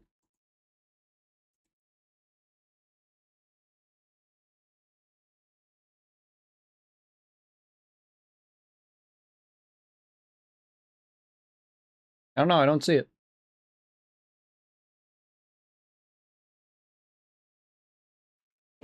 Yep. I don't know if you sent it. If you've sent it in the Discord, then I have no idea. I don't think I've heard of it. Okay, where's the angel cone? This way, which means my shit is this way.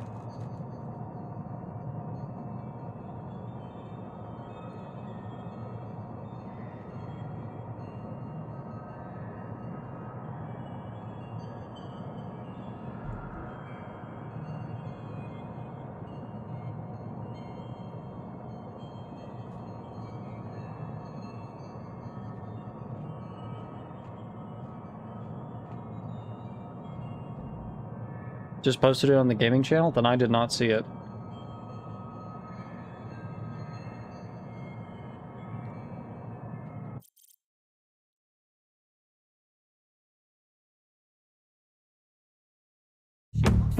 I'm gonna turn my desktop audio off so it doesn't pick it up.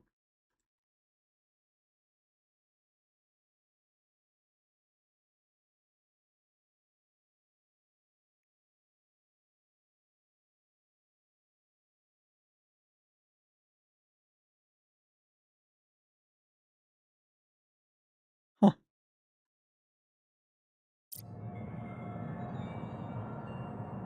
I disagree that it seems like Half-Life. Looks closer to something like Generation Zero or honestly a lot of different games, not Half-Life. I'm fairly good at Minecraft PvP, but I'm a far better builder still. As much as I would play those packs, I'd rather play with someone so I have more reason to come back, keep going.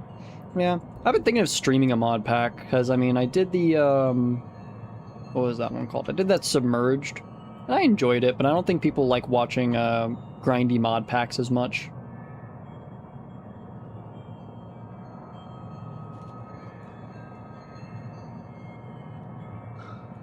They like seeing more challenge stuff. I wouldn't mind doing a challenge pack for a stream, but I don't know. Okay. So the collector is close to the zone. So I would like to grab my tadpole and move it closer to the entrance just so I can get it out easier.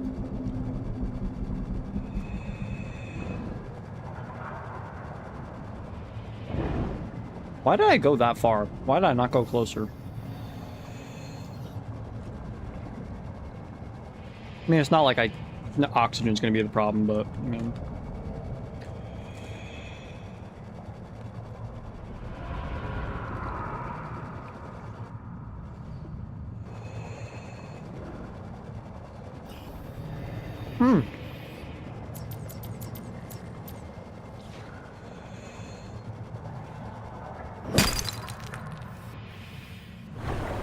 The fuck?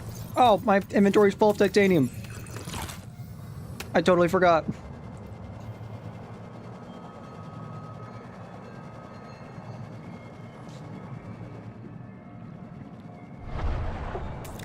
Oh shit, my tadpole actually had really low battery when I was out here. Now I'm remembering that. That's...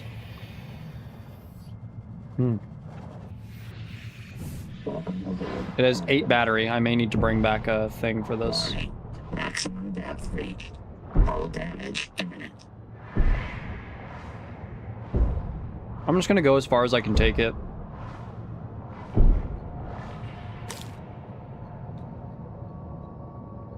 I mean, that's the most I can do. I'd just like to bring it away from the collector into a safer water that I can grab it later.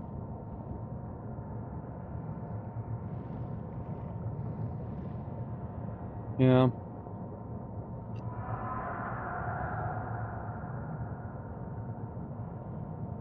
I'd preferably like to have it farther out than my current one, actually. Oh, those little bastards are breaking my fucking current tadpole.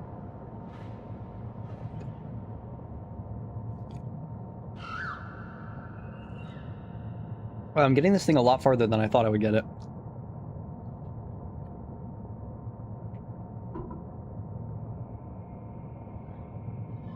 Honestly, if I could have it close to the angel comb, that'd be nice. Because this is relatively close. Come on. Oh wait, the problem is getting back to my other one now. 250 meters, that's not that bad. Alright, I'll leave that here for now. I gotta go back to my other one. Yeah, this is a one-way trip. 200 meters is not crazy. I'd just like to get away from that stupid fucking squid thing. There's that, but doing those kinds of packs with others is what keeps people's attention, in my opinion, at least. I think it would be fun to host a packed on server session or stream or something. Maybe. Server would be risky, but I mean, maybe.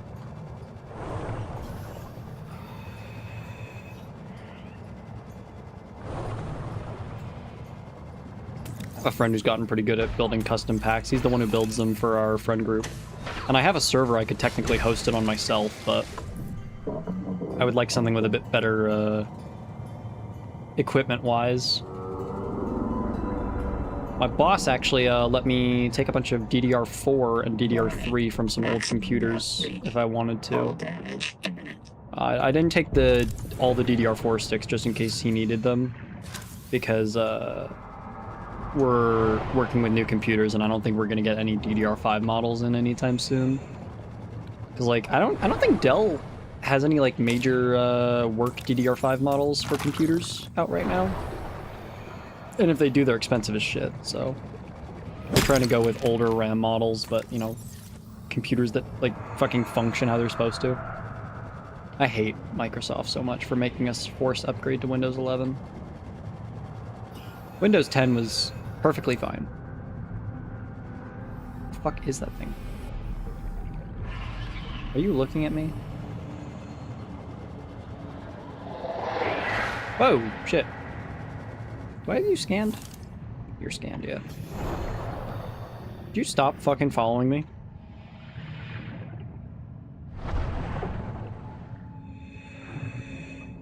Okay.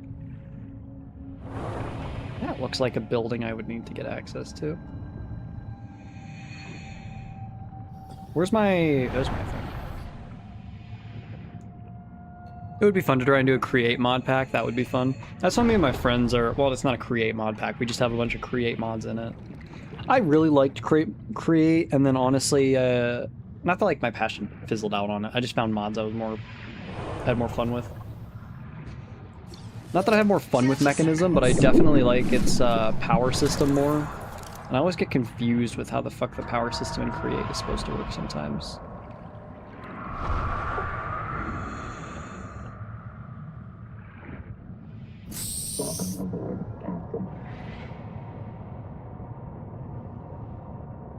Warning. Maximum depth reached. Hull damage imminent. Yeah, it said there's 5 of these. So I have 3, and I got like 2 earlier. So I think I have all of them.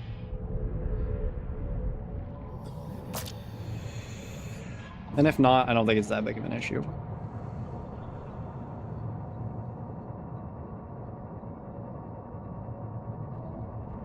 I want to explore this big building first.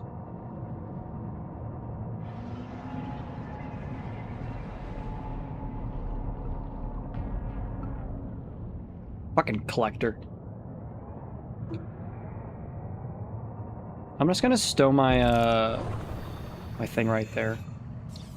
There's probably some crazy challenge tech mod pack out there that combines all those mods. I would be down to play through though. What do you think?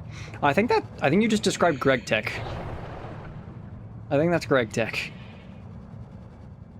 Greg Tech does look like a mod pack that I've wanted to try for a while, but I mean, it's also very intimidating. I've heard it is quite difficult and very long.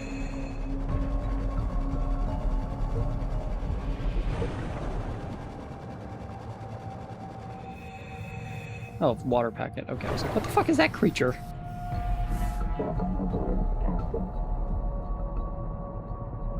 Oh, I'd like to read that thing that I was checking out earlier. It was like over here, I think. I'm not worried about the collector. He hasn't come down this low yet. I wonder how low he'll go down in this biome.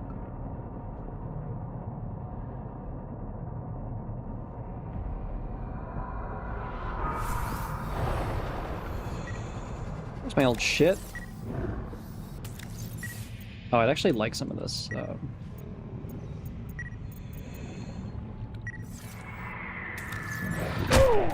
Fuck off! Oh my goodness! Let me get. Seek medical attention.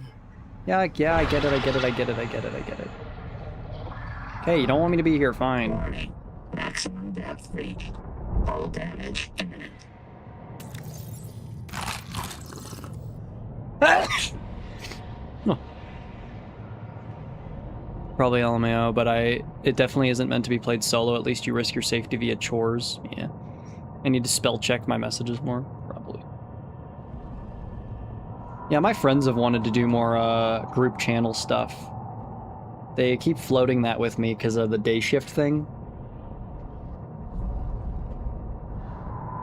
Because they haven't given me like anything I want to do. Shelves. For my request. Okay, yeah, they added the 2 mods that I wanted.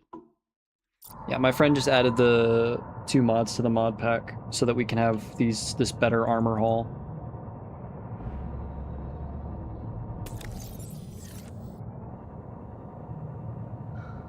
Wonder if I could just swap the battery station out of this.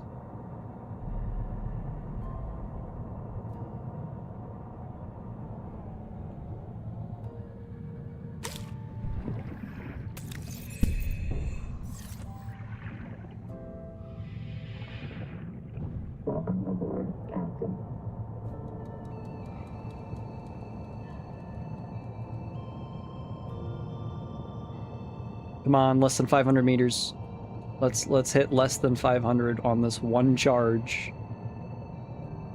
Honestly, I'm impressed. I'm just your server admin, but what are you looking to do multiplayer-wise?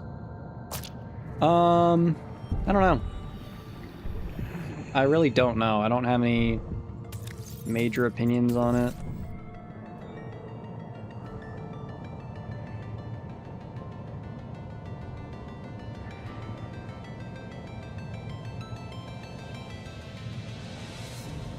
Problem is that my friends have like no filter when playing anything, so I couldn't stream anything with them. They are a little bit chaotic, but I mean,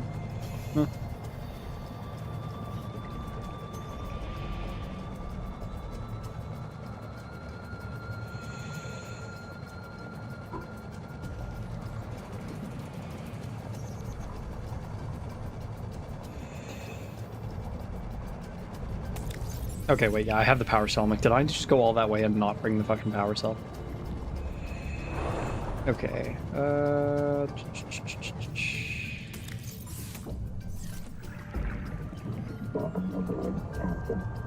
what's that? Okay, that's just that. To be honest, that's fair. I don't usually get to play multiplayer a lot, and that's kind of an issue I have with my own buddies, even if I can rarely get in touch with them. Yeah, but my friends, we do...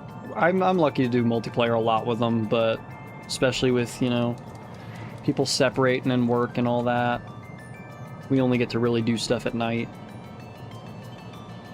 So, like, I'm usually on call with them from maybe 9 to midnight, especially with our D&D sessions. D&D sessions run fucking late. We are done with each other past them. We get so pissed off at each other in D&D. Our D&D campaign, one of the characters had his breaking point where he gave like an entire speech about how much he fucking hated us.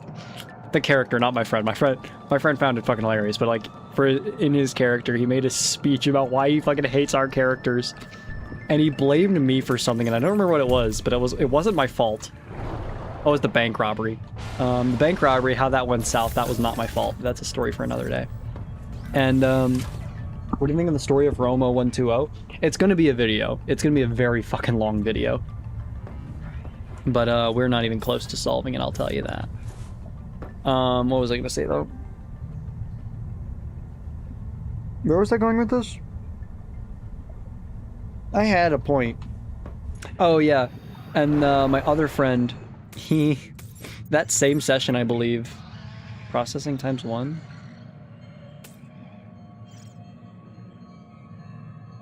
What? Did it do anything? Hold on, wait, I need to get this shit out of my inventory.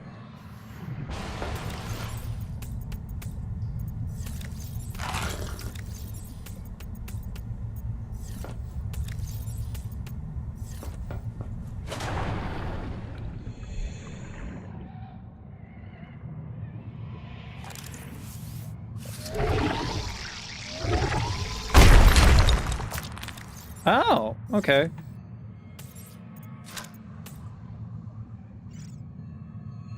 That's honestly pretty underwhelming.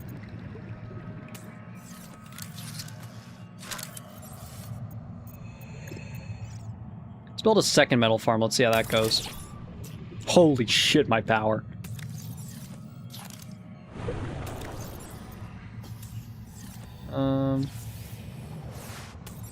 Let's add more silver. I don't even know why I'm adding so much silver.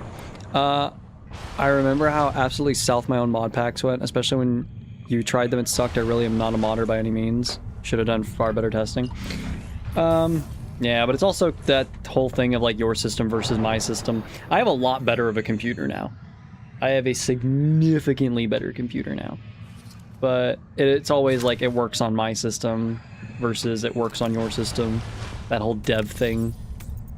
Like, I don't get why it doesn't work on your system. Well, I don't have the same dependencies, I don't have the same graphics card settings, whatever the issue may be. Oh, fuck. Oxygen's offline.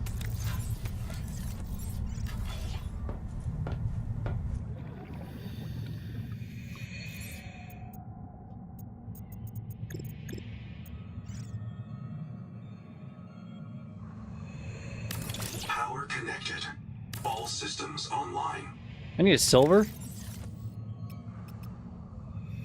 Well, I know where I'm taking it from.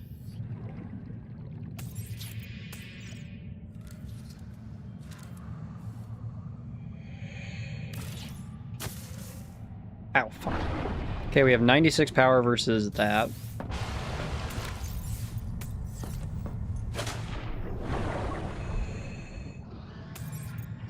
There we go. It was fun to try, but I really do wish it went better. Yeah, my friend is, he's the one who builds all our mod packs, and I know how fucking difficult it is to make one that will function. One of our friends still can't join us, but that's not necessarily my friend who built the mod pack's fault. Minecraft. Alright, yeah, they're on the server and they're trying to get more people on right now. I don't know what the fuck they're doing. Probably something fucking stupid. Which would not be a surprise, but I mean...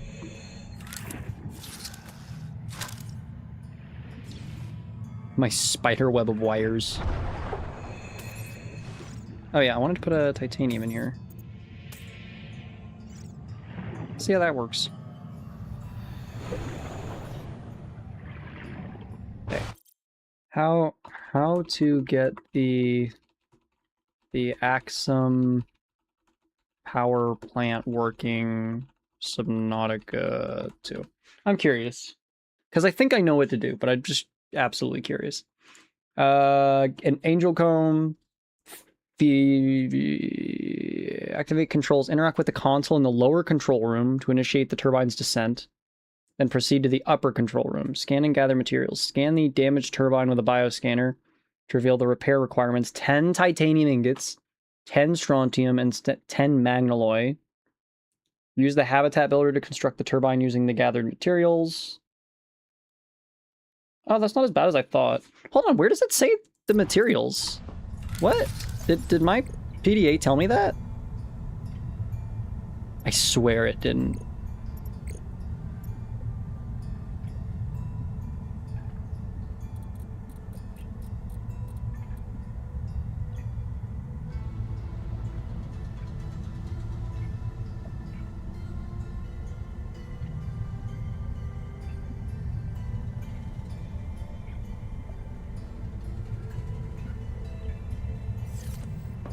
Do I need to go back and scan it again? Am I just stupid? Not out of the question, but so I'm genuinely curious. Are these actually charging? I'm a little worried that they're not.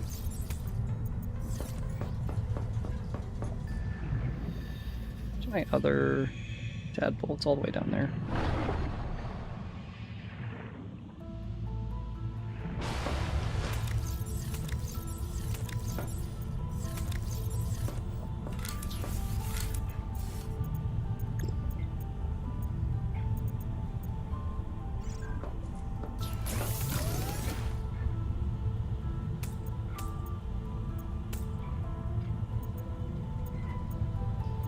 Okay, I can't push priority.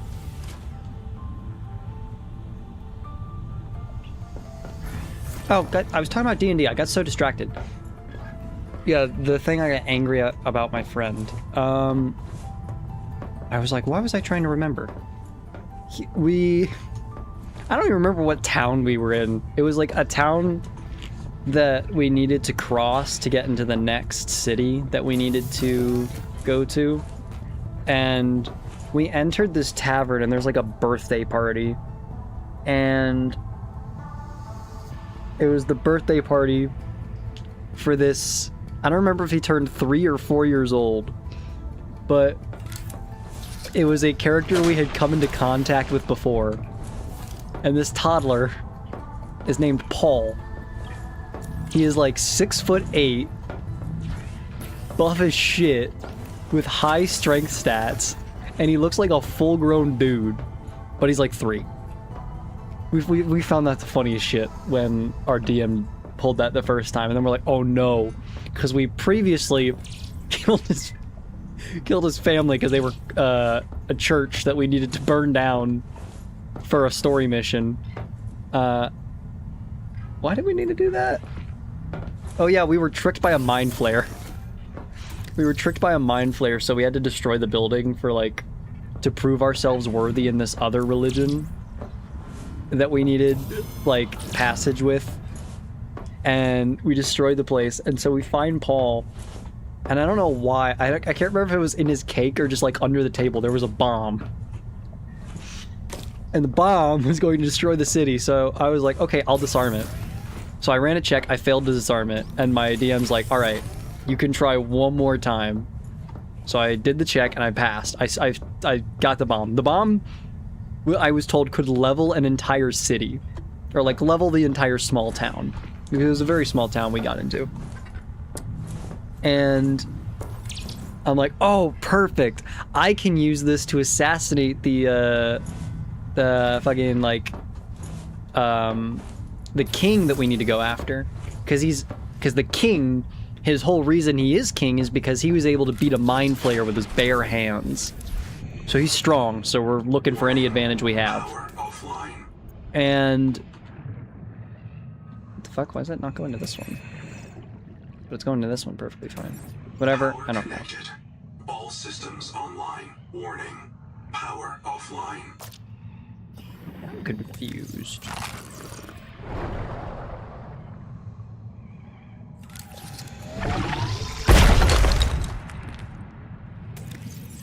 Anyway, what was it? Oh yeah, but my other friend, he in the party was the chaotic evil character, and he took that very personally to be as chaotic evil as possible. And my gnome that I play as is holding the bomb, and he uses his fucking great hammer and he just smacks the bitch and he gets like a 19 on it. So he blows up and he blows me up, and two of our friends were able to make it out of the blast unscathed. One got like badly hurt. I had to make saving throws. He almost had to make a saving throw. He was the tank of our party, so he'd buff his shit. And the town is level. There's no one left because we had gotten most of the town to evacuate by pretending to be the terrorists who laid the bomb so that we could disarm it. And they're standing at the ashes of a tavern with his birthday boy hat still on, is Paul. The tavern had not evacuated, and the bomb killed them. So Paul was in a rage, and to save our asses, one of my other friend who has a 20 in like he had a 20 for his charisma stat. We both had to convince him that it was the evil capitalists who killed him, because my friend was also playing as Mao Zedong and the inventor of capitalism at the same time, or communism at the same time. So yeah, we created the scariest threat in our entire campaign, because he basically became Omni-Man, and he gained the ability of flight. I don't remember even how that happened, but he didn't gain the ability of flight. he gave me the ability to like jump super high. You know how Superman was originally like he can leap buildings in a single bound? It was that type of flight where he just jumps to get his momentum. And then I don't remember how, but we ended up getting thrown into the next city where I had to make another saving throw. Oh no, we just took a cart there, I think. We took a cart with my nearly dead body. It was the city after this that we got launched out of a giant fucking cannon. And I got shot into like... I made a good roll, so I got shot into this very peaceful cafe, and there was like ice cream already there, so I just started fucking stealing people's ice cream. And my other friends all took damage, and one of them, I think, almost had to make a saving throw. And then we drank Fireball. And we also had this mechanic in our D&D campaign, because we had issues coordinating our time slots. So we would start campaigns and some people would be gone. The lore explanation for this was the jar. Mao Zedong had a special magical jar that he kept dubiously. The location changed depending on the joke we wanted to make. Where players who were not there would be put into the jar, and it would effectively count as like a long rest. So like the next time you were at the campaign, you had a long rest already ready. Which was actually very nice, because it was convenient after like a long battle. So we didn't mind the mechanic. But we had a friend who, he joined us during the first like 2 or 3 sessions of the campaign, and then he left. Because we had our campaigns way too late in the night. And he was a lawful good paladin, and he was effectively Mr. Frog from Smiling Friends. We all were characters. Mine was Ted Kaczynski, Mao Zedong, the horse. I need not say more on that one. Dragoku. And then there was Franklin, who I wanted to fucking punch in the face. Franklin said nothing, by the way. Franklin was mute during our entire campaign. That's not the person's real name, that was their character name, but... yeah, that was, sure was something. And... what do I need for this? Salt. Copper and acidic pouches. I'll make some batteries. What was I gonna go with this? Oh yeah, I fucking hated Franklin. But the paladin, he left our campaign, so we went probably months without this character ever being involved. Technically, the campaign time was like over the course of 2 weeks, and then our real time was a couple months.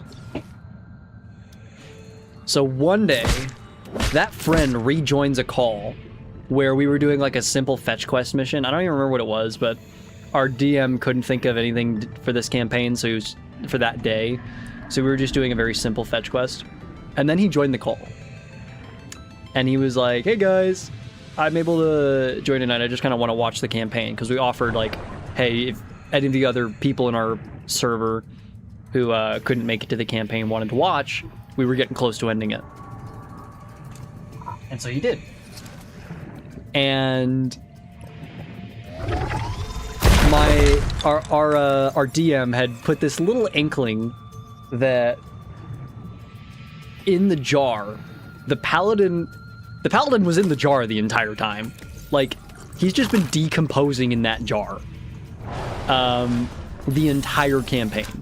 And that was really funny to us, because periodically we would get these little like snippets where it's like, all right, there's maggots that have taken over the corpse in the jar, and then like 2 sessions later it was like, all right, the maggots have created a very basic form of civilization. Eventually they got to like the stage of the Roman Empire, which was fucking hilarious, because there was also a percentage chance that fuck.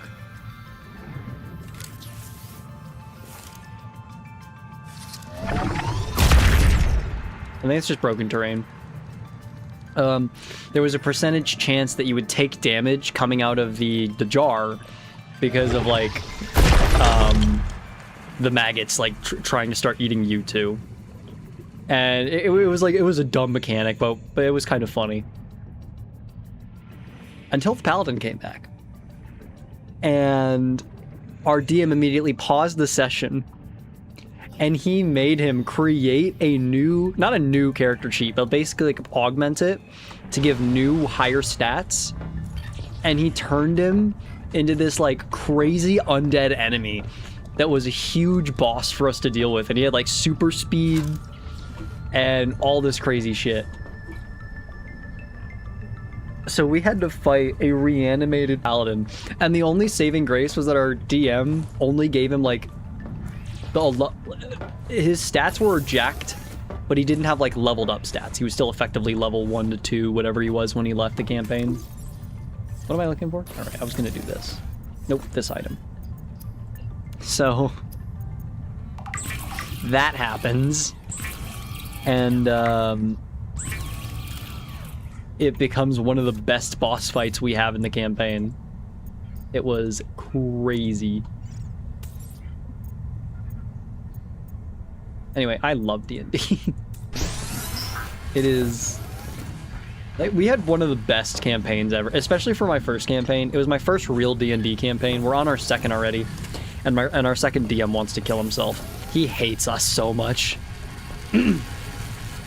He absolutely hates my bullshittery, especially because I just ask the dumbest questions. We're playing an expanded edition now, so we have an extra player book, which has like extra races, extra spells, some extra enemies. I'm playing an Anasi, so I have fiery hair, or I'm playing a fire Anasi. So I had the choice to have my hair be constantly on fire. And I chose that because now I can do a headbutt, which is considered, I think it's considered an unarmed strike the way we decided to do it. And it's like a 1d4 or 1d6 damage. And I can inflict burn because I have fire hair. And I've been really wanting to... My DM already knows this because I floated this idea past him. But I want to be able to craft a customized, like, thorny crown that barely goes over my hair so that I can do stab damage on top of my fire damage. So instead of blunt damage, because it's considered... What do we consider it? It's like... It's not an unarmed strike. It's like... What is it? It's not stab damage, because I'd be changing it. It's like bludgeoning damage. I'm kind of considering trying to DM custom campaign, but I would have to do some deep research into Pathfinder or something in order to mechanically set that up. You do not need to do a lot of research into D&D to start a campaign. I mean, you just need to know the player book and how it generally works. Why the fuck am I having this weird, like, black... Am I hungry? Oh, I have low health. That's what it is. Okay. You just go for making a campaign. I want to DM a one-shot campaign, because all my friends have literally said, we are not letting you DM a campaign. Because I'm the type of person who is literally, and my friends know this and they hate me for this, I would be sending messages to our DM mid-campaign of like, hey, you should do this. I think it'd be really funny. Like, one of the ideas was giving like a prized piece of cheese that gives invulnerability, but the person who would be most likely to benefit from it is lactose intolerant. And my friends also hate me during a campaign because I get distracted so easily, and so many times during fights I'm like, all right, what are we doing? What's going on? What just happened? Because I don't pay attention very well. And I'd be like scrolling Reddit or something because I'm just waiting for my turn. But luckily this campaign I'm better because I'm going to try and be more paying attention. But I'm also playing a paladin, so I don't have to worry too much about turns. Because I was worrying so much about turns since I was a bard. Because for a bard, you want to be able to buff your friends. Because it's good. I would set up, I would be so up for a one-shot campaign as an introduction to D&D. Yeah, I wanted to do, there was a really cool looking, like, Five Nights at Freddy's one-shot campaign that I saw someone do on YouTube. I didn't watch the full thing, but it looked really interesting. I was considering doing a one-shot of, like, I Hate Fairyland, which is this super terrible, I don't want to say terrible, like super aggressive comic about being in a like cartoon wonderland, but the character is just so jaded and fucking hateful of everything. So the main character of I Hate Fairyland is like this little girl who got transported to Fairyland as a kid and has to slay the queen, but instead she fucking hates everything and wants to kill everything in Fairyland. So like she hunts all the unicorns and destroys all the magical beasts to try and escape Fairyland. And then she's like 22, but she still looks like a fucking 4-year-old. And then there was a sequel series where she's actually 22. She hates the real world, so she goes back to Fairyland. I heard of I Hate Fairyland. Yeah, I thought it was really interesting.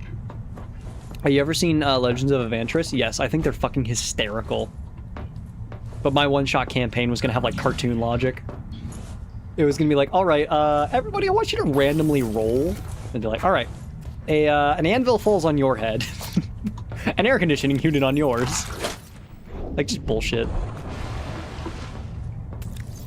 Like, I've had the DM, my DMs multiple times be like, no, we're not doing that because it's like too stupid. I had a really funny idea to like roll for asthma, roll for like an autoimmune disease. Just to fuck over the players because I think it'd be funny.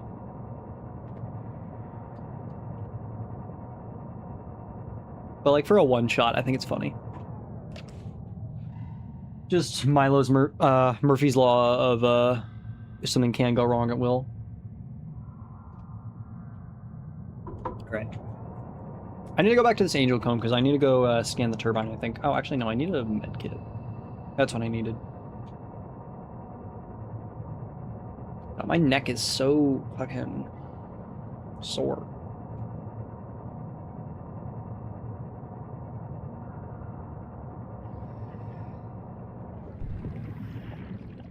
Kind of hard to gauge distance of this thing. Like, how far or how wide you can fit into.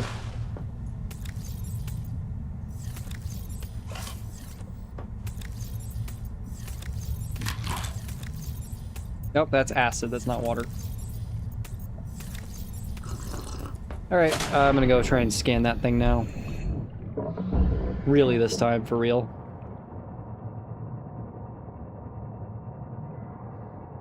But yeah, I think a one-shot FNAF campaign would be kind of interesting. I want to look at the video to see how they did it, but one-shot campaigns are just so interesting to me.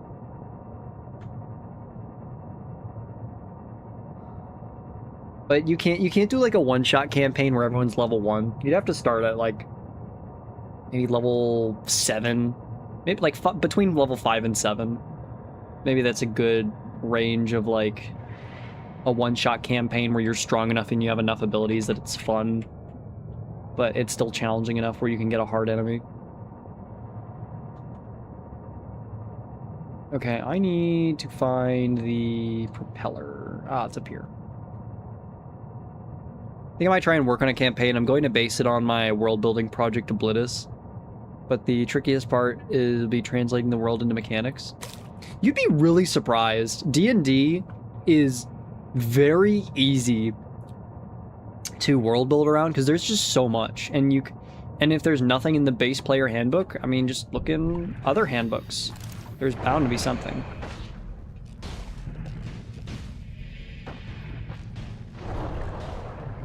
How do I fix this? Where does it tell me? Oh, I need the habitat builder, right? 10 titanium ingots, 10 strontium, 10 magnoloy. Magnoloy, strontium, and titanium. Okay. How do I make those? Have you read Tomboy by Mia Goodwin? Tomboy? What? Tomboy by Mia Goodwin?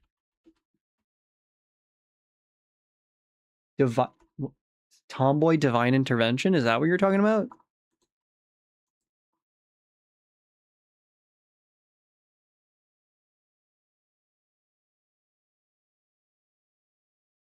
$107 paperback. What the fuck? That's crazy. That is absurd. I am not. I'm paying $107 for one paperback book. How many pages is it? 128 pages? That's ridiculous. Like a collection, maybe, but that's ridiculous. So wait, I need to check out strontium. How do I make strontium again?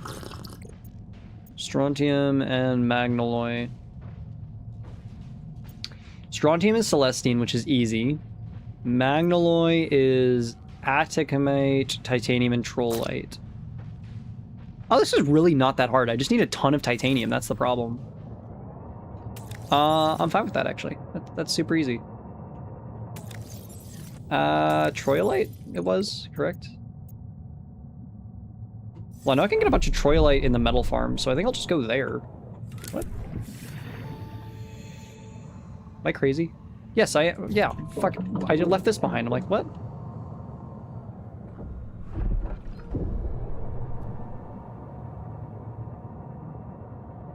Yeah, I think I can get the...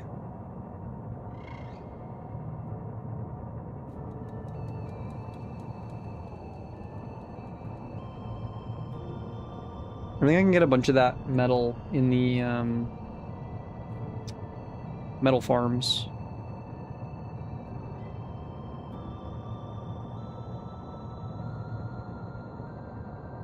Yeah, look, I think there's some right there.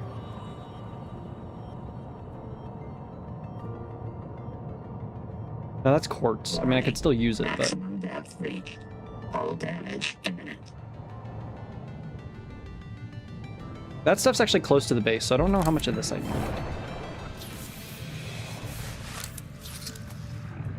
Oh, there it is. Tassamite. But I only need so much of this. I mean, this is really not a hard thing to get. It's pretty close to the base. So this one I'm not too, like, worried about. The thing I'm not worried so much about is, as, like, I just want to get some prior, is this stuff. Because this is less per thing. But sorry that I didn't answer your question, Gundam. No, I've never read it. That is a crazy price for one volume of one book. And it's 128, like, granted, it's 128 illustrated pages, I'd assume. But 107 for a book that came out in 2016. It's crazy. Like, 107 books is, like, an advanced research book or text, like, crazy textbook. Frankly, I think textbooks should not be that expensive, but... Like, books based purely on information should be significantly cheaper. I understand that there is the price of paper and the price of making it a hardcover or something, but they should not be, like, absurdly expensive. And I understand, you know, professors want some money, especially when research is incredibly expensive and not that profitable. Like, I totally understand that, but I mean, sometimes it seems a tad bit excessive. I think it'd be interesting to translate the slot system D&D has for magic and material arts into a point system instead. I think this would help encourage people to actually use their resources. I don't know what you mean by that.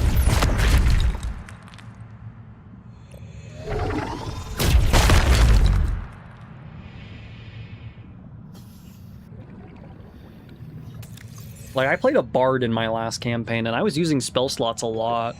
And I'll be needing to use them a lot, even as paladin. Because, as a paladin, one of my special abilities uses the, spell slots. Even though it's not a spell. Like, Bardic Inspiration was... the amount of Bardic Inspiration I had was my spell modifier, and I had +5 as my modifier, which was Charisma. So I could do Bardic Inspiration like multiple times in a fight. I specifically used my my 20 I rolled. Yeah, we had a rule in our campaign And we kind of have a different set of rules in this campaign because we did our stats wrong the first time since we were all kind of learning. You could not have more than 120, and you could not have more than like one super low number.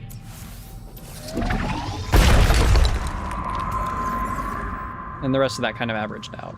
So I feel like it was a good system.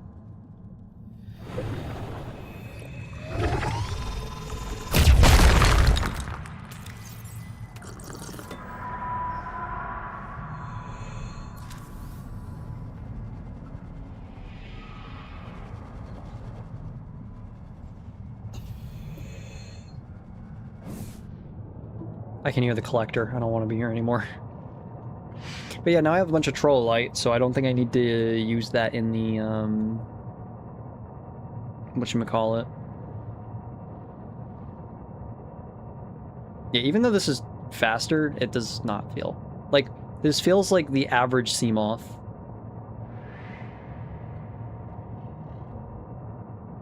All my shit's over there? Where am I?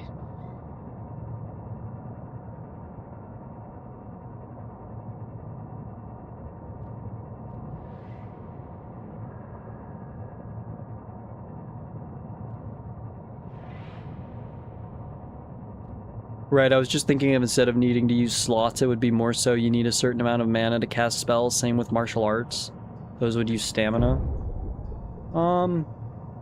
Yeah, I see the point.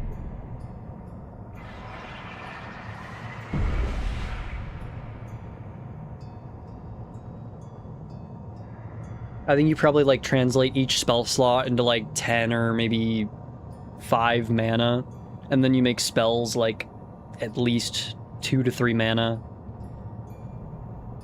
Cantrips I still think should be like completely free. I like cantrips. They're very nice.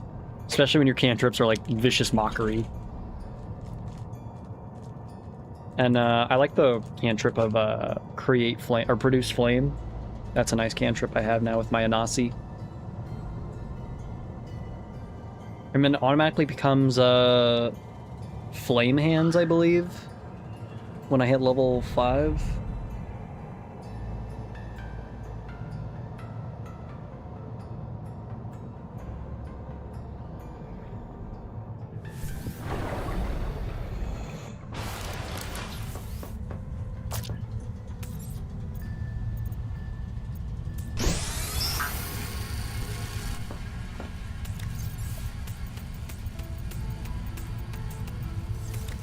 That's a lot of Trollulite and Tassamite.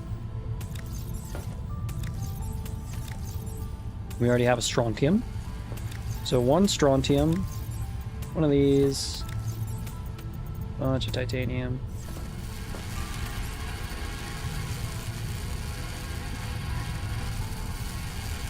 Load processor. Oh wait, no, not there. So we need 10 Strontium, so 10 Titanium, 10 Magnaloy, and 10 Strontium. Oh, okay, we can only make 5 Magnaloy. I think making Magnaloy first would be a good idea. Making all the Magnaloy. I can just get some more Tassamite real quick. Shouldn't be too hard.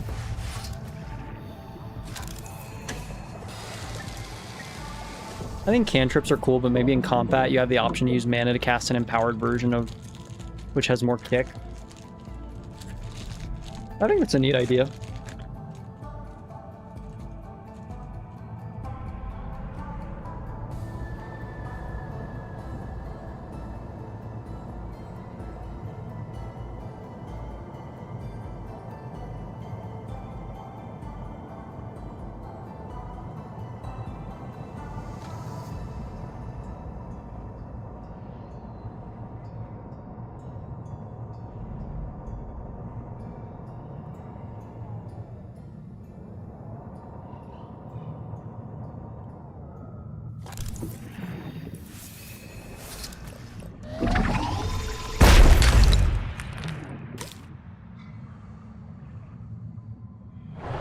I do not like being on the edge of the map. This is scary.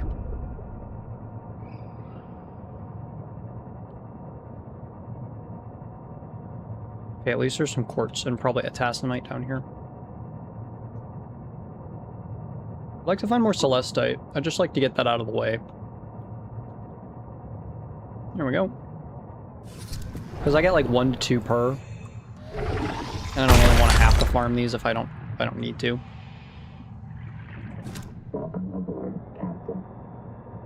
I'll definitely have to develop Oblitus more and maybe start working out a system. Yeah, I don't think it would be hard to adapt that. You would just have to change how spells work. So like, maybe you can have as many slots, as many spells in your spell slot as you want, but you can only use a certain amount of mana.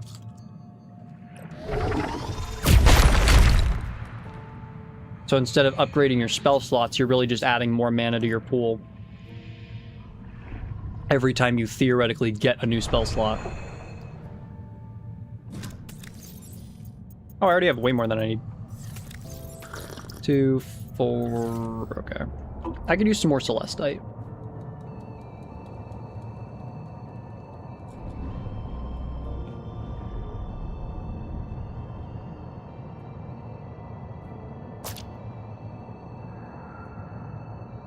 Oh, here's a bunch. Oh, damn it, Needler.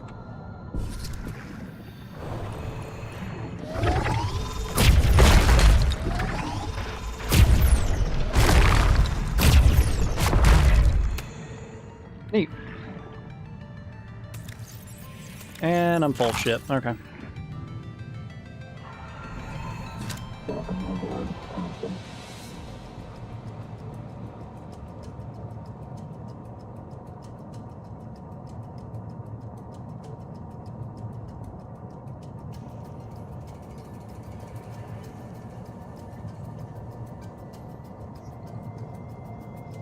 Oh, look, a bunch of these orbs still. They're still here. They haven't despawned. I'm surprised.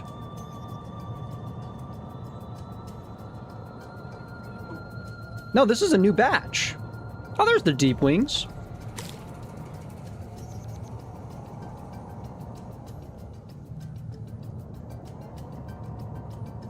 Well, if only I knew where the good ones were.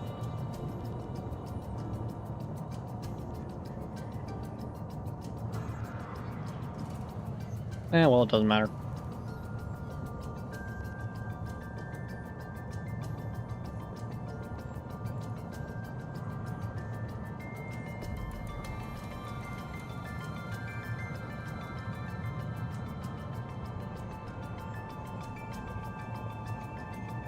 Alrighty.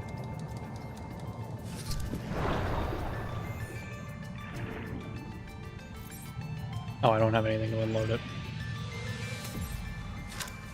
I don't really need that silver anymore. I think I'll swap it out. Offline.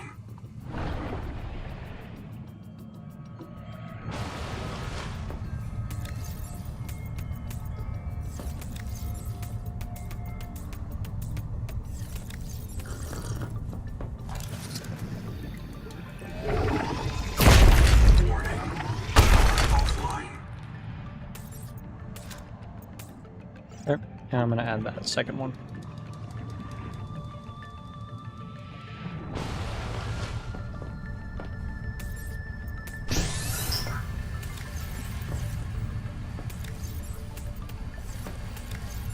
Alrighty, 1, 2, 3, 4, 5, 6. So now we can do, after we're done doing these, we can get some more. So 2, 4, 6, 8, 10. That means 5 of the strontium, I think.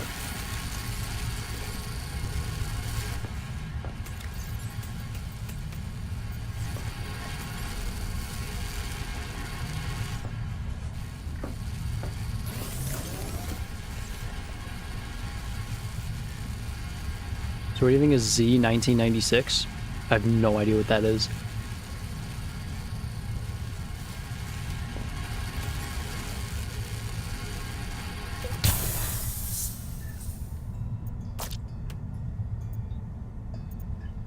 One, 2, 3, 4, 5. So we have half of our magnaloy plus 1 strontium.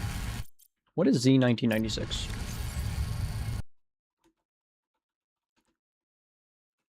The video game. These are an RTS. Hmm.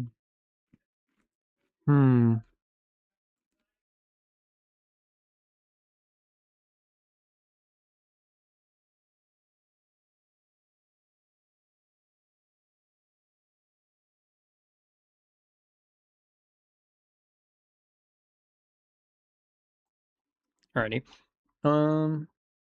I can't even find any images of it. Very few images. Oh, Z on Steam. Oh yeah, this is an old MS-DOS. I don't know. I don't play a lot of RTS.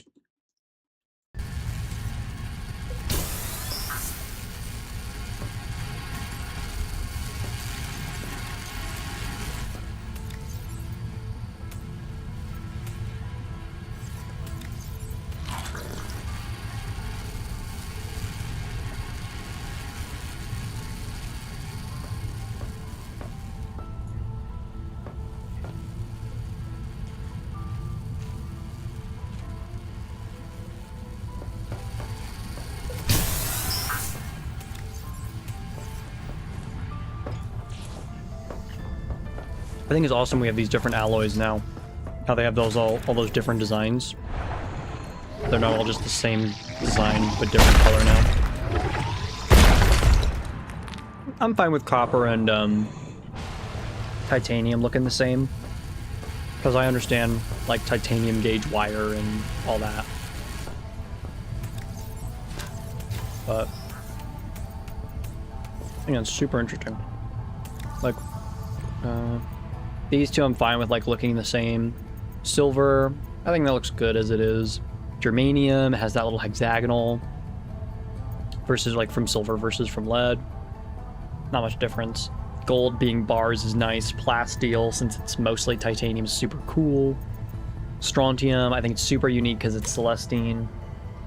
I think these triangular bars. And then Magnalloy being this crazy alien thing is just awesome as that is. I might still have an old document of ideas for a potential version of Oblitus. I gotta see if I have it. Oh.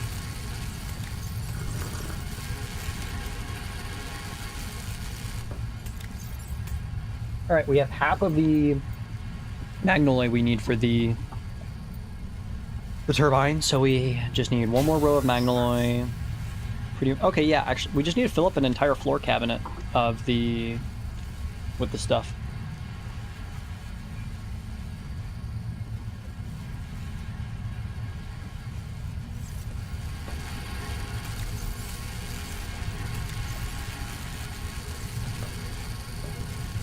I love the animation for this, it's so cool.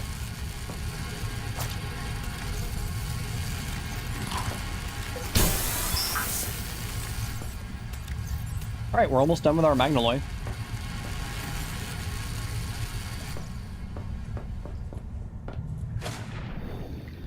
Are these already done? Warning.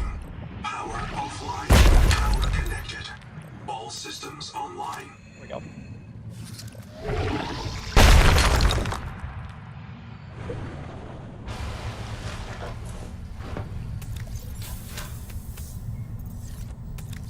We just need a ton of titanium for this.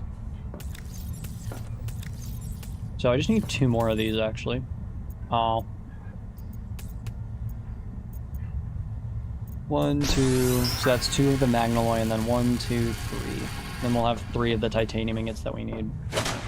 And then once we're done crafting all that titanium stuff, then we just need the, I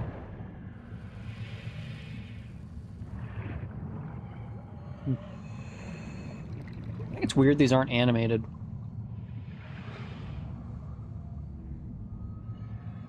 They're animated for the metal, which I think is interesting. This is, like, super cool, but I'm just surprised that the bottom's not animated. God, this just looks awesome looking up. Like you can see the texture bubbles and all of that. It's so cool.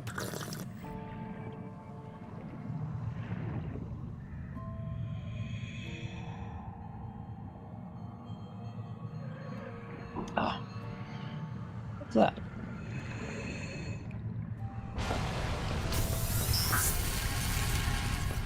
So we got... Oh, we got the last titanium needed for the Magnolite. Neat.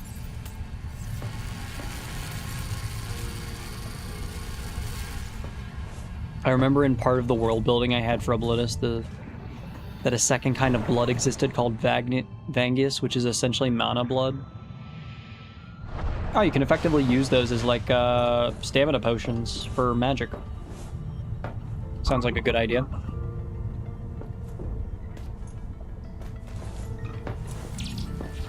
So glad they added sprinting in the newest patch. This is neat. Oh, I don't have any more titanium. Huh. Actually, why am I putting it in here?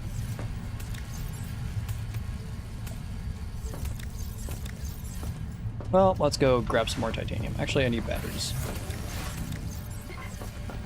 I need a battery from here, actually.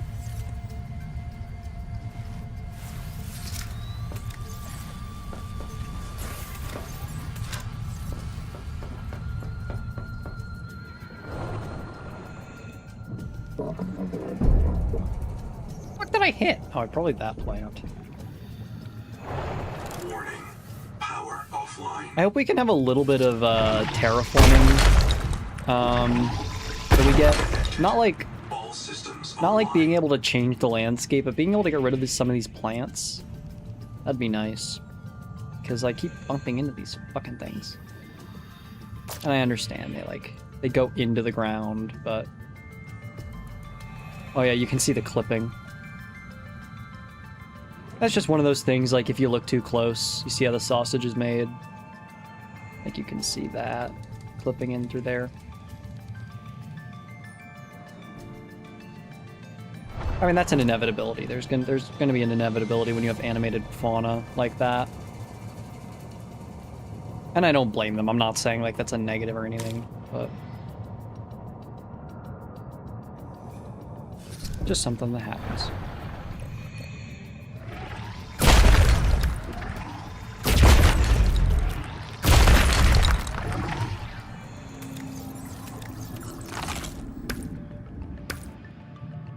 Oh shit, that's a lot of titanium I just dropped. Is there any storage on this?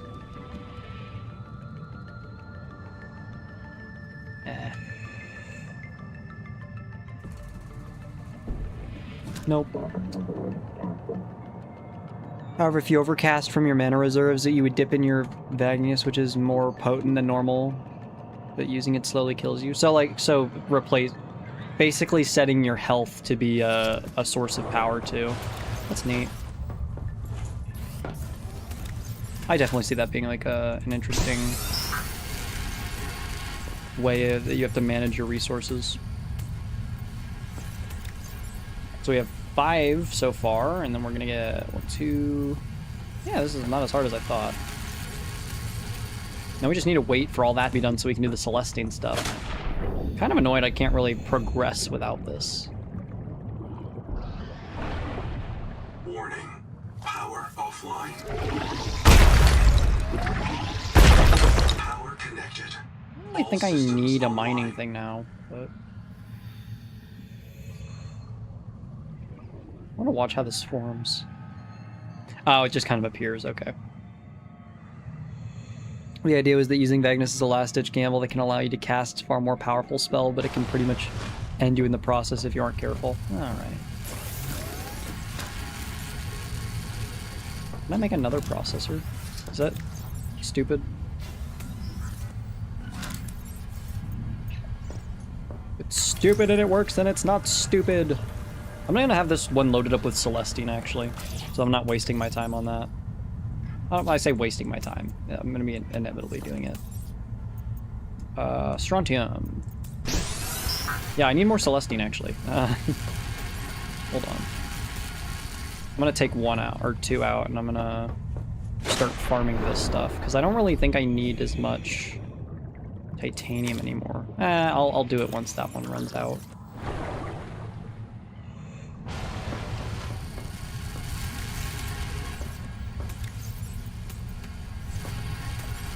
Yeah, I think this is really all I need for my titanium. I don't really think I need that much more.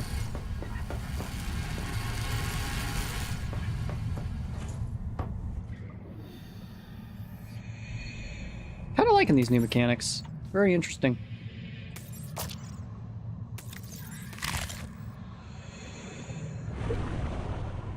May as well make myself some fresh water. Oh, I'm out of inventory. More mechanics you had ideas for, but the world needs more lore. All right.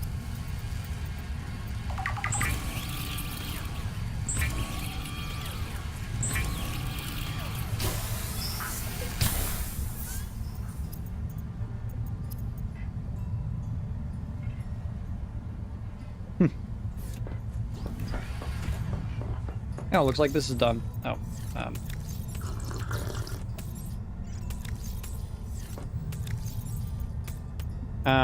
looks like I need just like 1 or 2 more.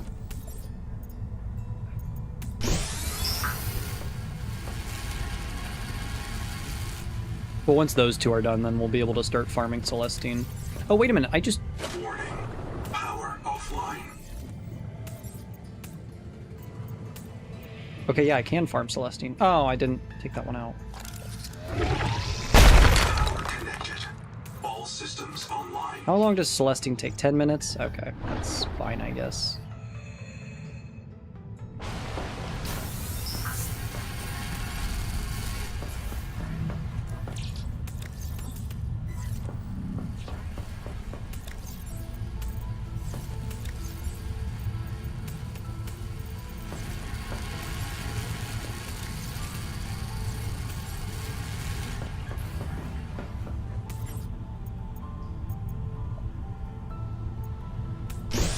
May as well have those 2 running while I have this finishing up.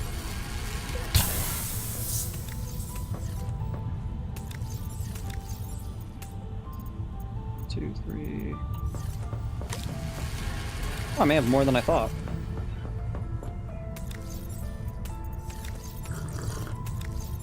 Um, 2 more. Yeah, no.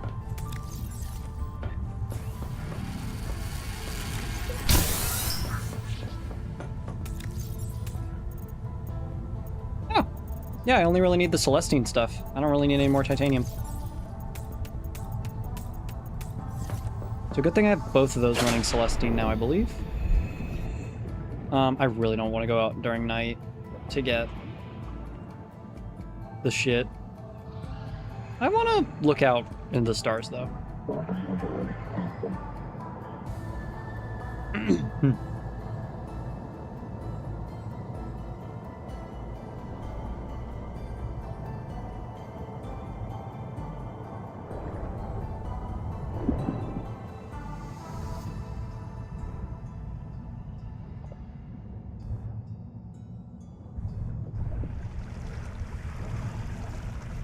The tree still looks amazing. This all does, I'm gonna be honest.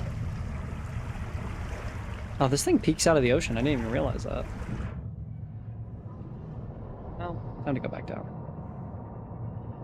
Getting close to day, I think.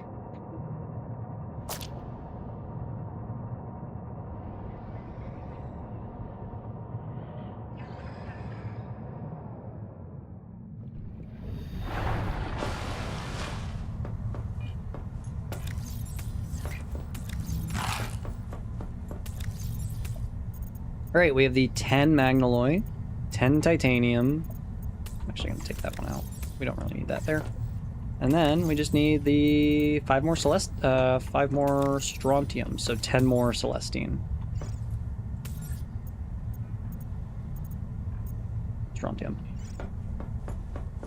We currently have no Celestine. Oh wow, that went up a lot faster than I thought it would.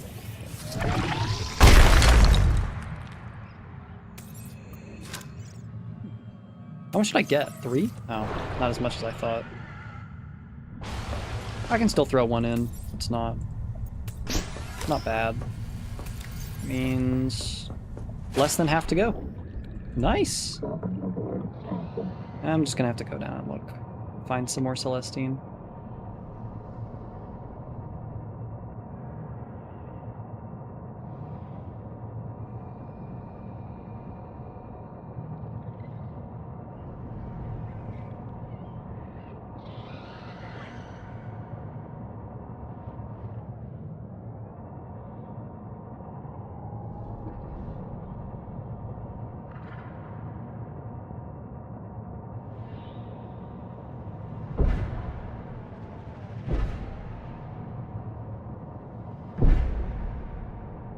Stupid fucking red things.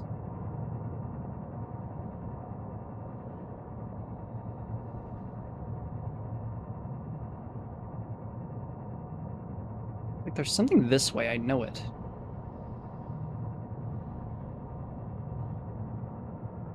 I don't like being here.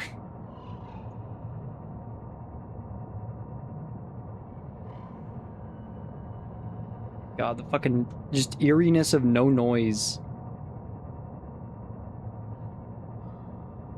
I love and hate the Subnautica developers so much.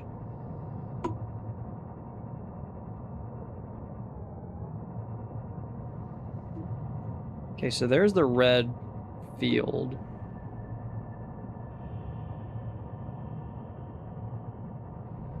Any Celestine just here? No?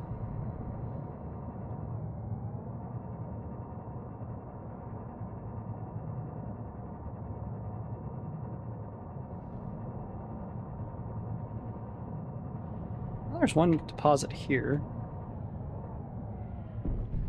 How much are we gonna get? 3. That's... or I think that's just 2. Not bad, though. We have some more over here. I only need like 8 if my math is correct.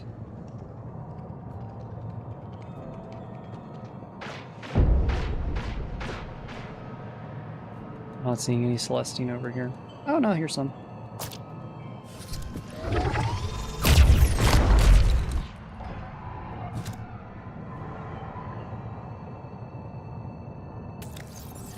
Two, 4, 6, 8. I think that's all I need.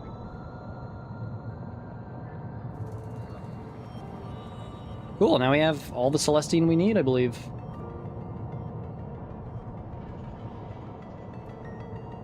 Now we can get that generator up and running, which means we can get, hopefully, to the end of the first chapter of Subnautica 2. And I already do know what the ending looks like, or I know close to what it looks like, because I've seen the ending sequence that we currently have. But I just want to experience it for myself.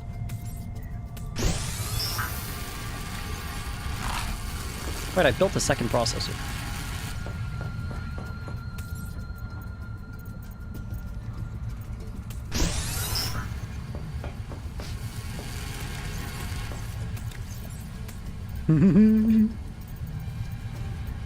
One, 2, 4, 6, 8.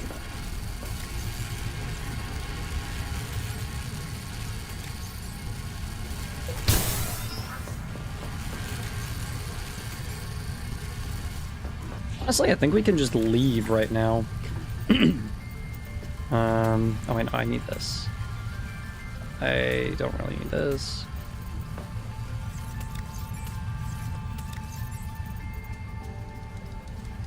I need it. What do I not need? You know, actually, I'm gonna put my repair tool in the back of my... I'm gonna repair my thing, and then I'm gonna put it... Oh. Here we go. Put the tool there.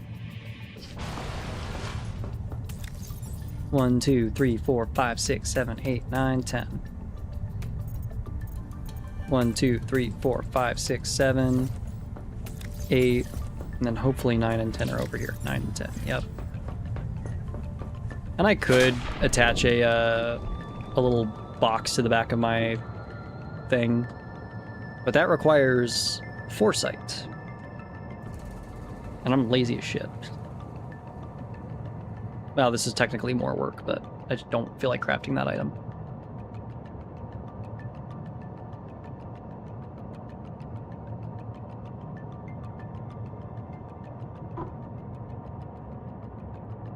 I believe it's going to be like right above the Angel Comb. I'm pretty sure it's this mega structure right here? Which one is it?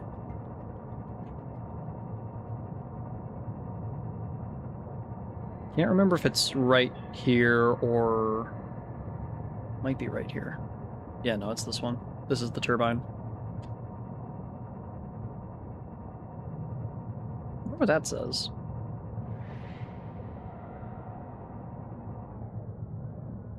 Oh, I can't read it while in here. Karakoram hybrid power plant.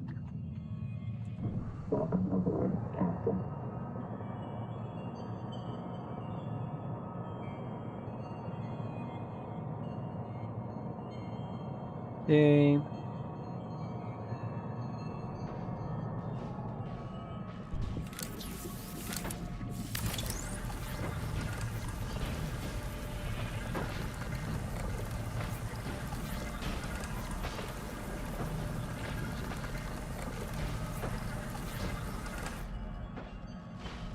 Now we just need the 10 titanium.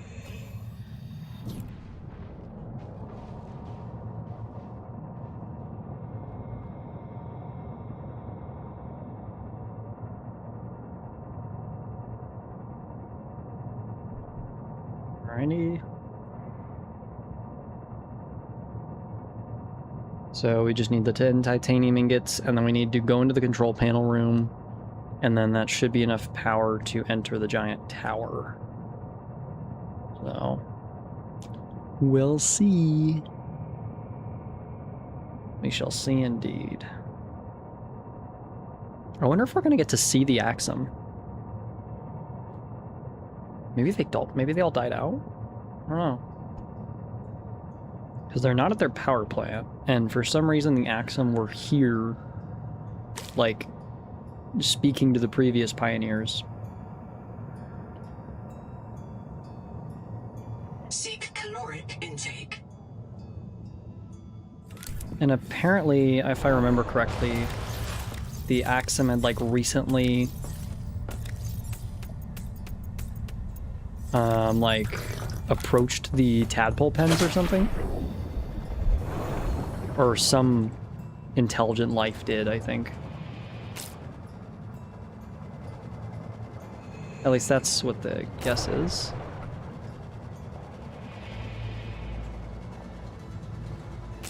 I will say, I think multiplayer does make Subnautica 2 a bit faster. But knowing the story is helpful as well.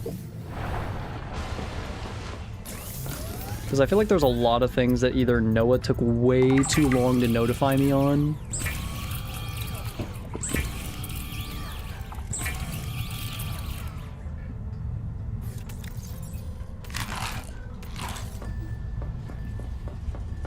or like I just had to found myself before the story intended me to.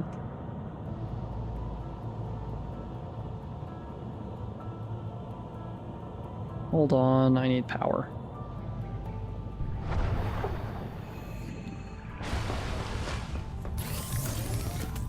I'm gonna take that power cell just in case.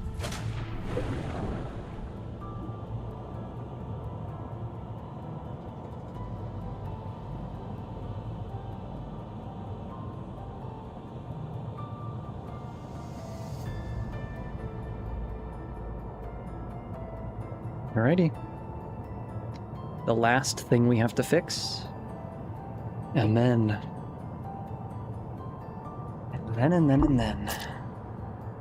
I think it's so cool you can see this in the distance, but this is also terrifying at the same time.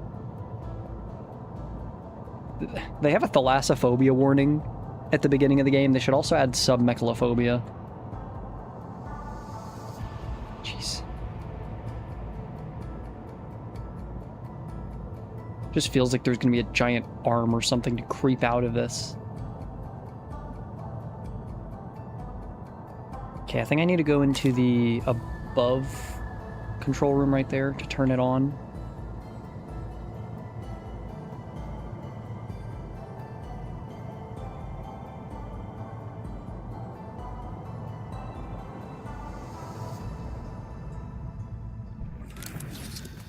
It's not in the way, is it? No. Because I want to be able to see. Yeah, it's not in the way of the glass now.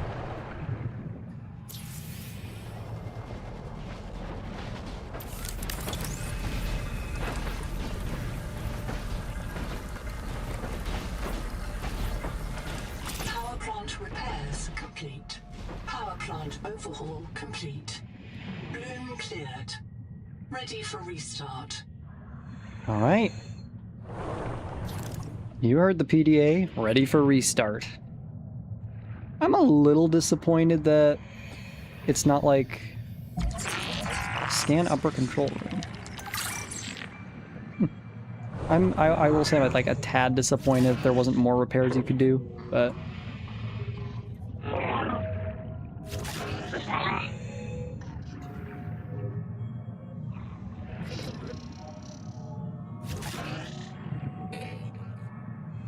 maybe there is more repairs than are needed.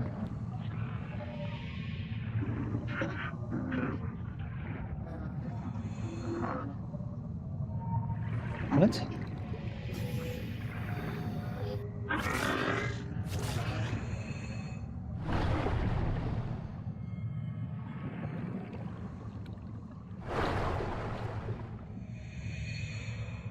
Is there more repairs that need to be done? It said that this is done.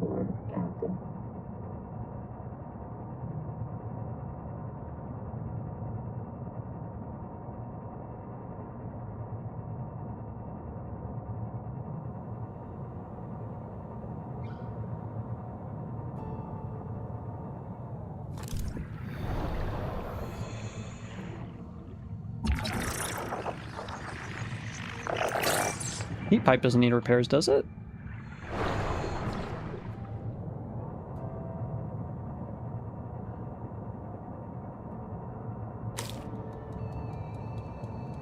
Missing anything, am I?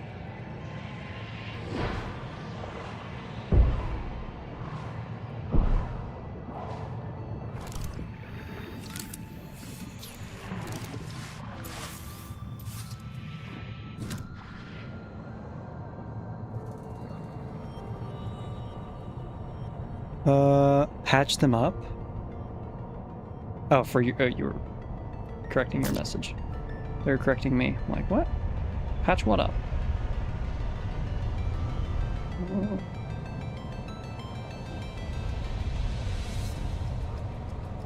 Oh, no, that looks broken.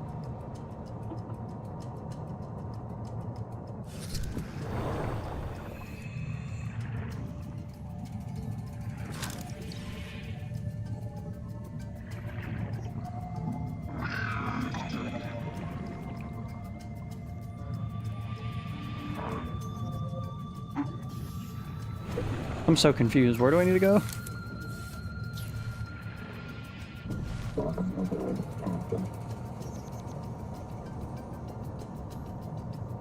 Seems like there's something in the middle.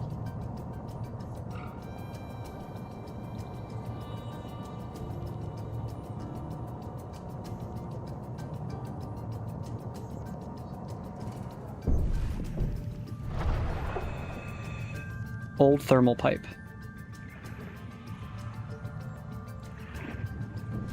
What do I need to do?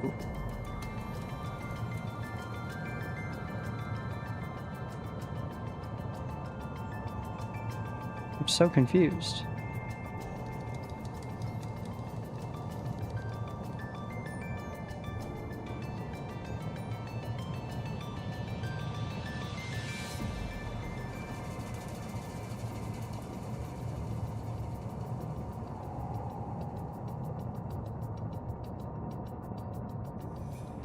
I was under the impression I had done this right. Did I not?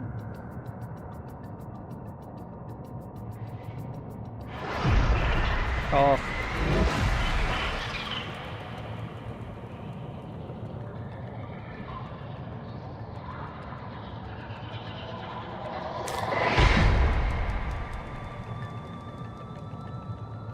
I'm in the faster chassis and these things are still catching up to me easily.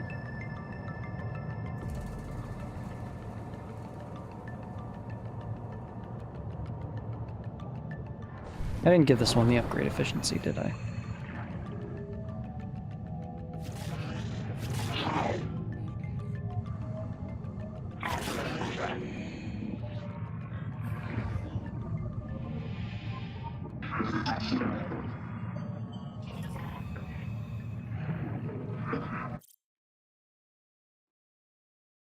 Interact with the console in the lower control room to initiate the turbine's descent, then proceed to the upper control room. Scan and gather the materials Repair turbine, use the habitat build. Final activation. Return to the upper control room and activate all 3 terminals to restart the plant, which will power up the facility and unlock the observatory.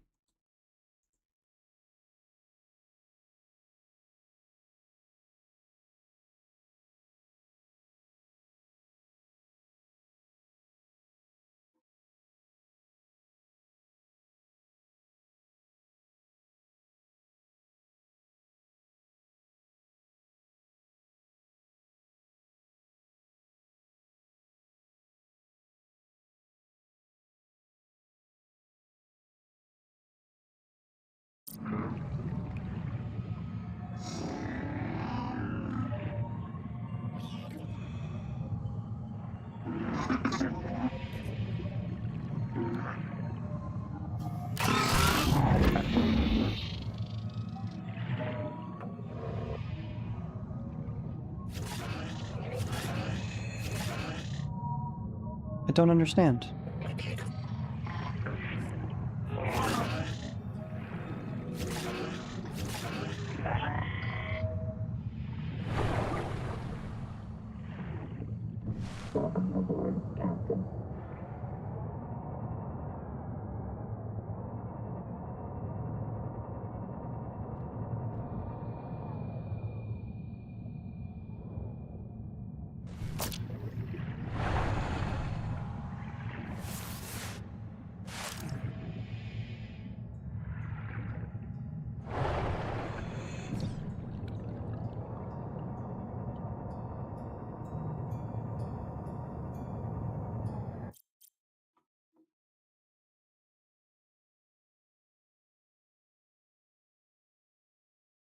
Okay, it says I'll get a notification from my PDA.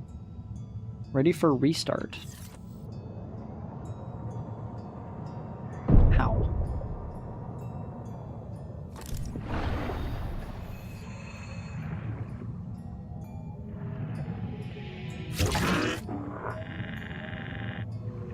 Oh.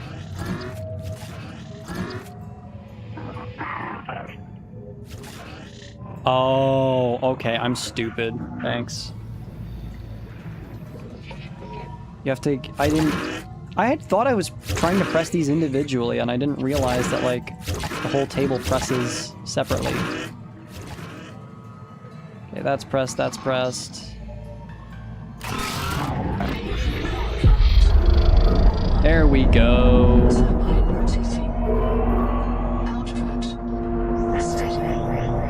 Power restored. Detecting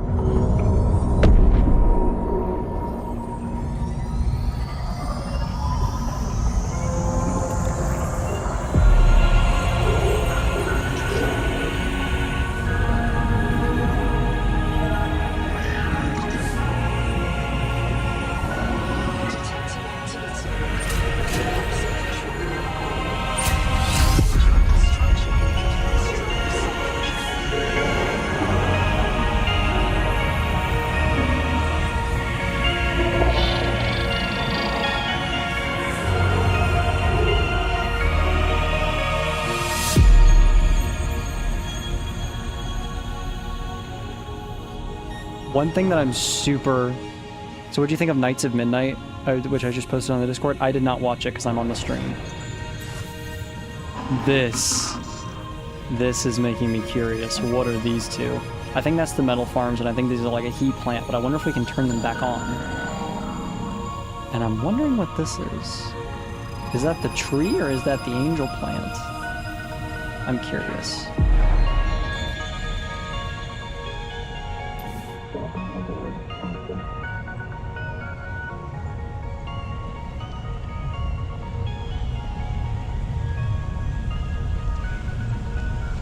I was wondering if it tapped into the rock boar tree. It doesn't seem to.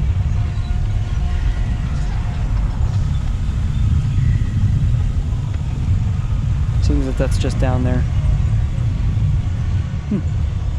Interesting.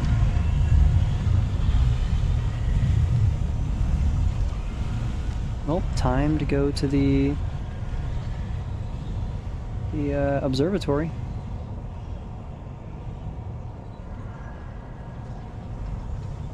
I hate that I can't see shit. This is terrifying.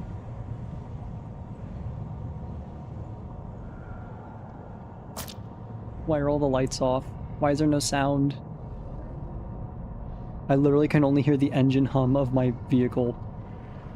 This is actually terrifying. I don't know if I love this or I fucking hate it. Both can be true, I guess.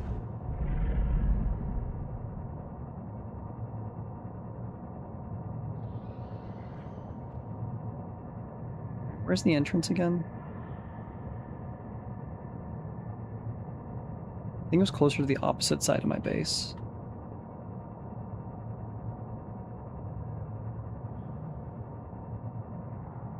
Yeah, it's over here.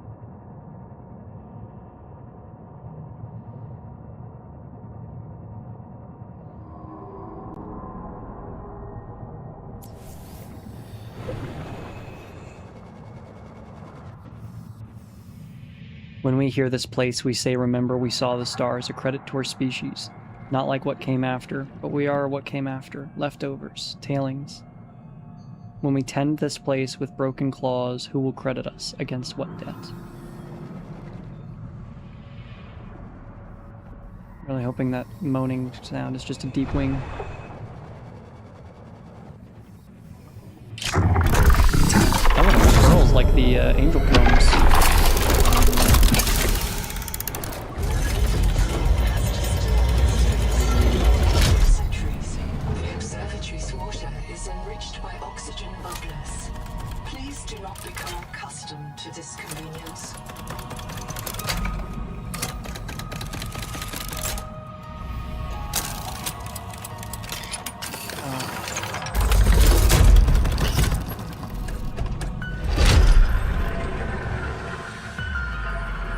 I'm guessing that's the planet we're on, and that's the moon that orbits us, that we see every night.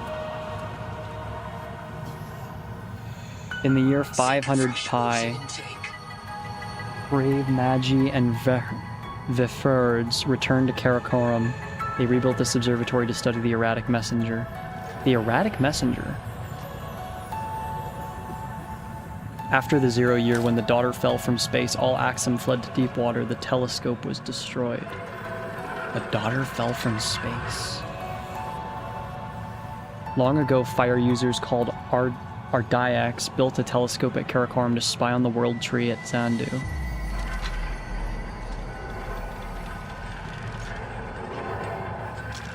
Our star system. Jeez.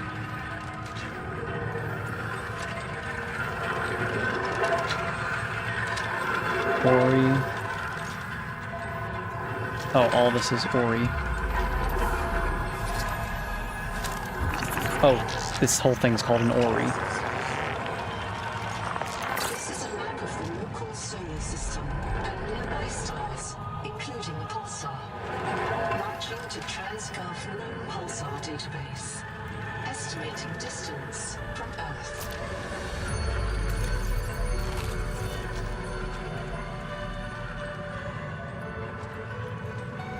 Results deferred. Please consult your noetic advisor. Oh. What will be after Subnautica 2? Do not worry, there is a game I have planned after.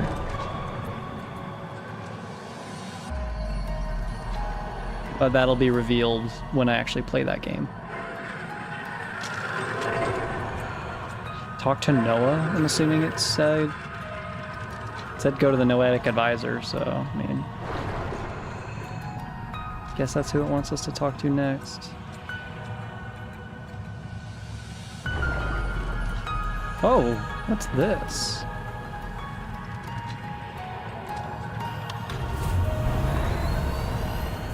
Architects, we beg your aid.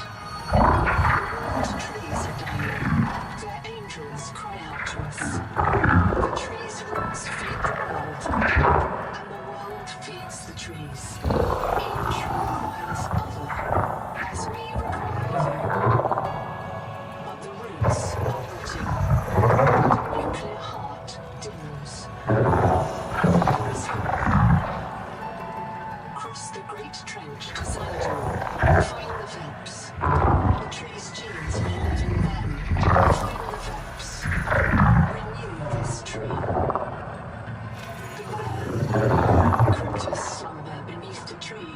Cryptors. We leave them to your mercy. Analyzing message. The Axum language refers to the Titan-class lifeform on the horizon. As a world tree, there is an alien hibernation crypt below the world tree. Site designation: Sanity. Site status: unknown. Thank you for playing. You can continue to explore the build and enjoy the world, but we have reached the end of the current early access story and progression. I'm gonna thank you. Well, I wonder what waits for us. But that is the end of the current Subnautica 2 story. Where the fuck's the exit? Yes, here it is. That's the end of the current Subnautica 2 story. It is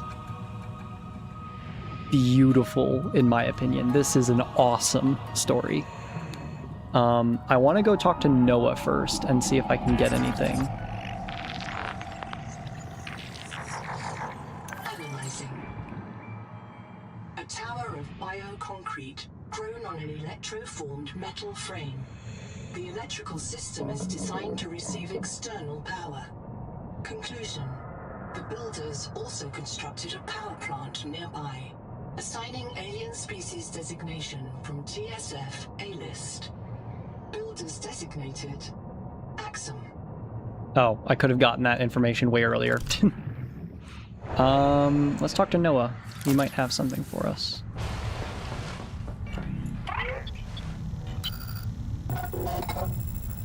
See that your PDA has referred you to me concerning our distance from Earth. Are you prepared for a difficult conversation? Remember that 40,000 lives are counting on you. Yes. I have complete access to your psychological profile, and I am certain you want the truth. You know that you are not on Zazura. Therefore, you have deduced that you are not 14 light years from the nearest phase gate. Your PDA identified the pulsar in the Axum array as PSR K1745-2856. It is near the galactic core 20,000 light years from home. We have traveled further than any human beings in history. There is no possibility of rescue or return. The civilization we build here will not reconnect for humanity with at least twice the length of recorded human history, adding further analysis to your databank. That.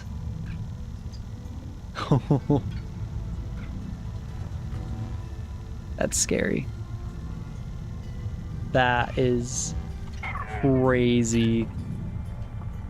Well, it's been 3.5 hours, which I think is good stream time. So now that I have finished Subnautica 2, I will be doing different streams. And I do have some other games in mind. But that was an incredible story. I really can't wait to make a video on Subnautica 2 because I really want to make one. So, see, like,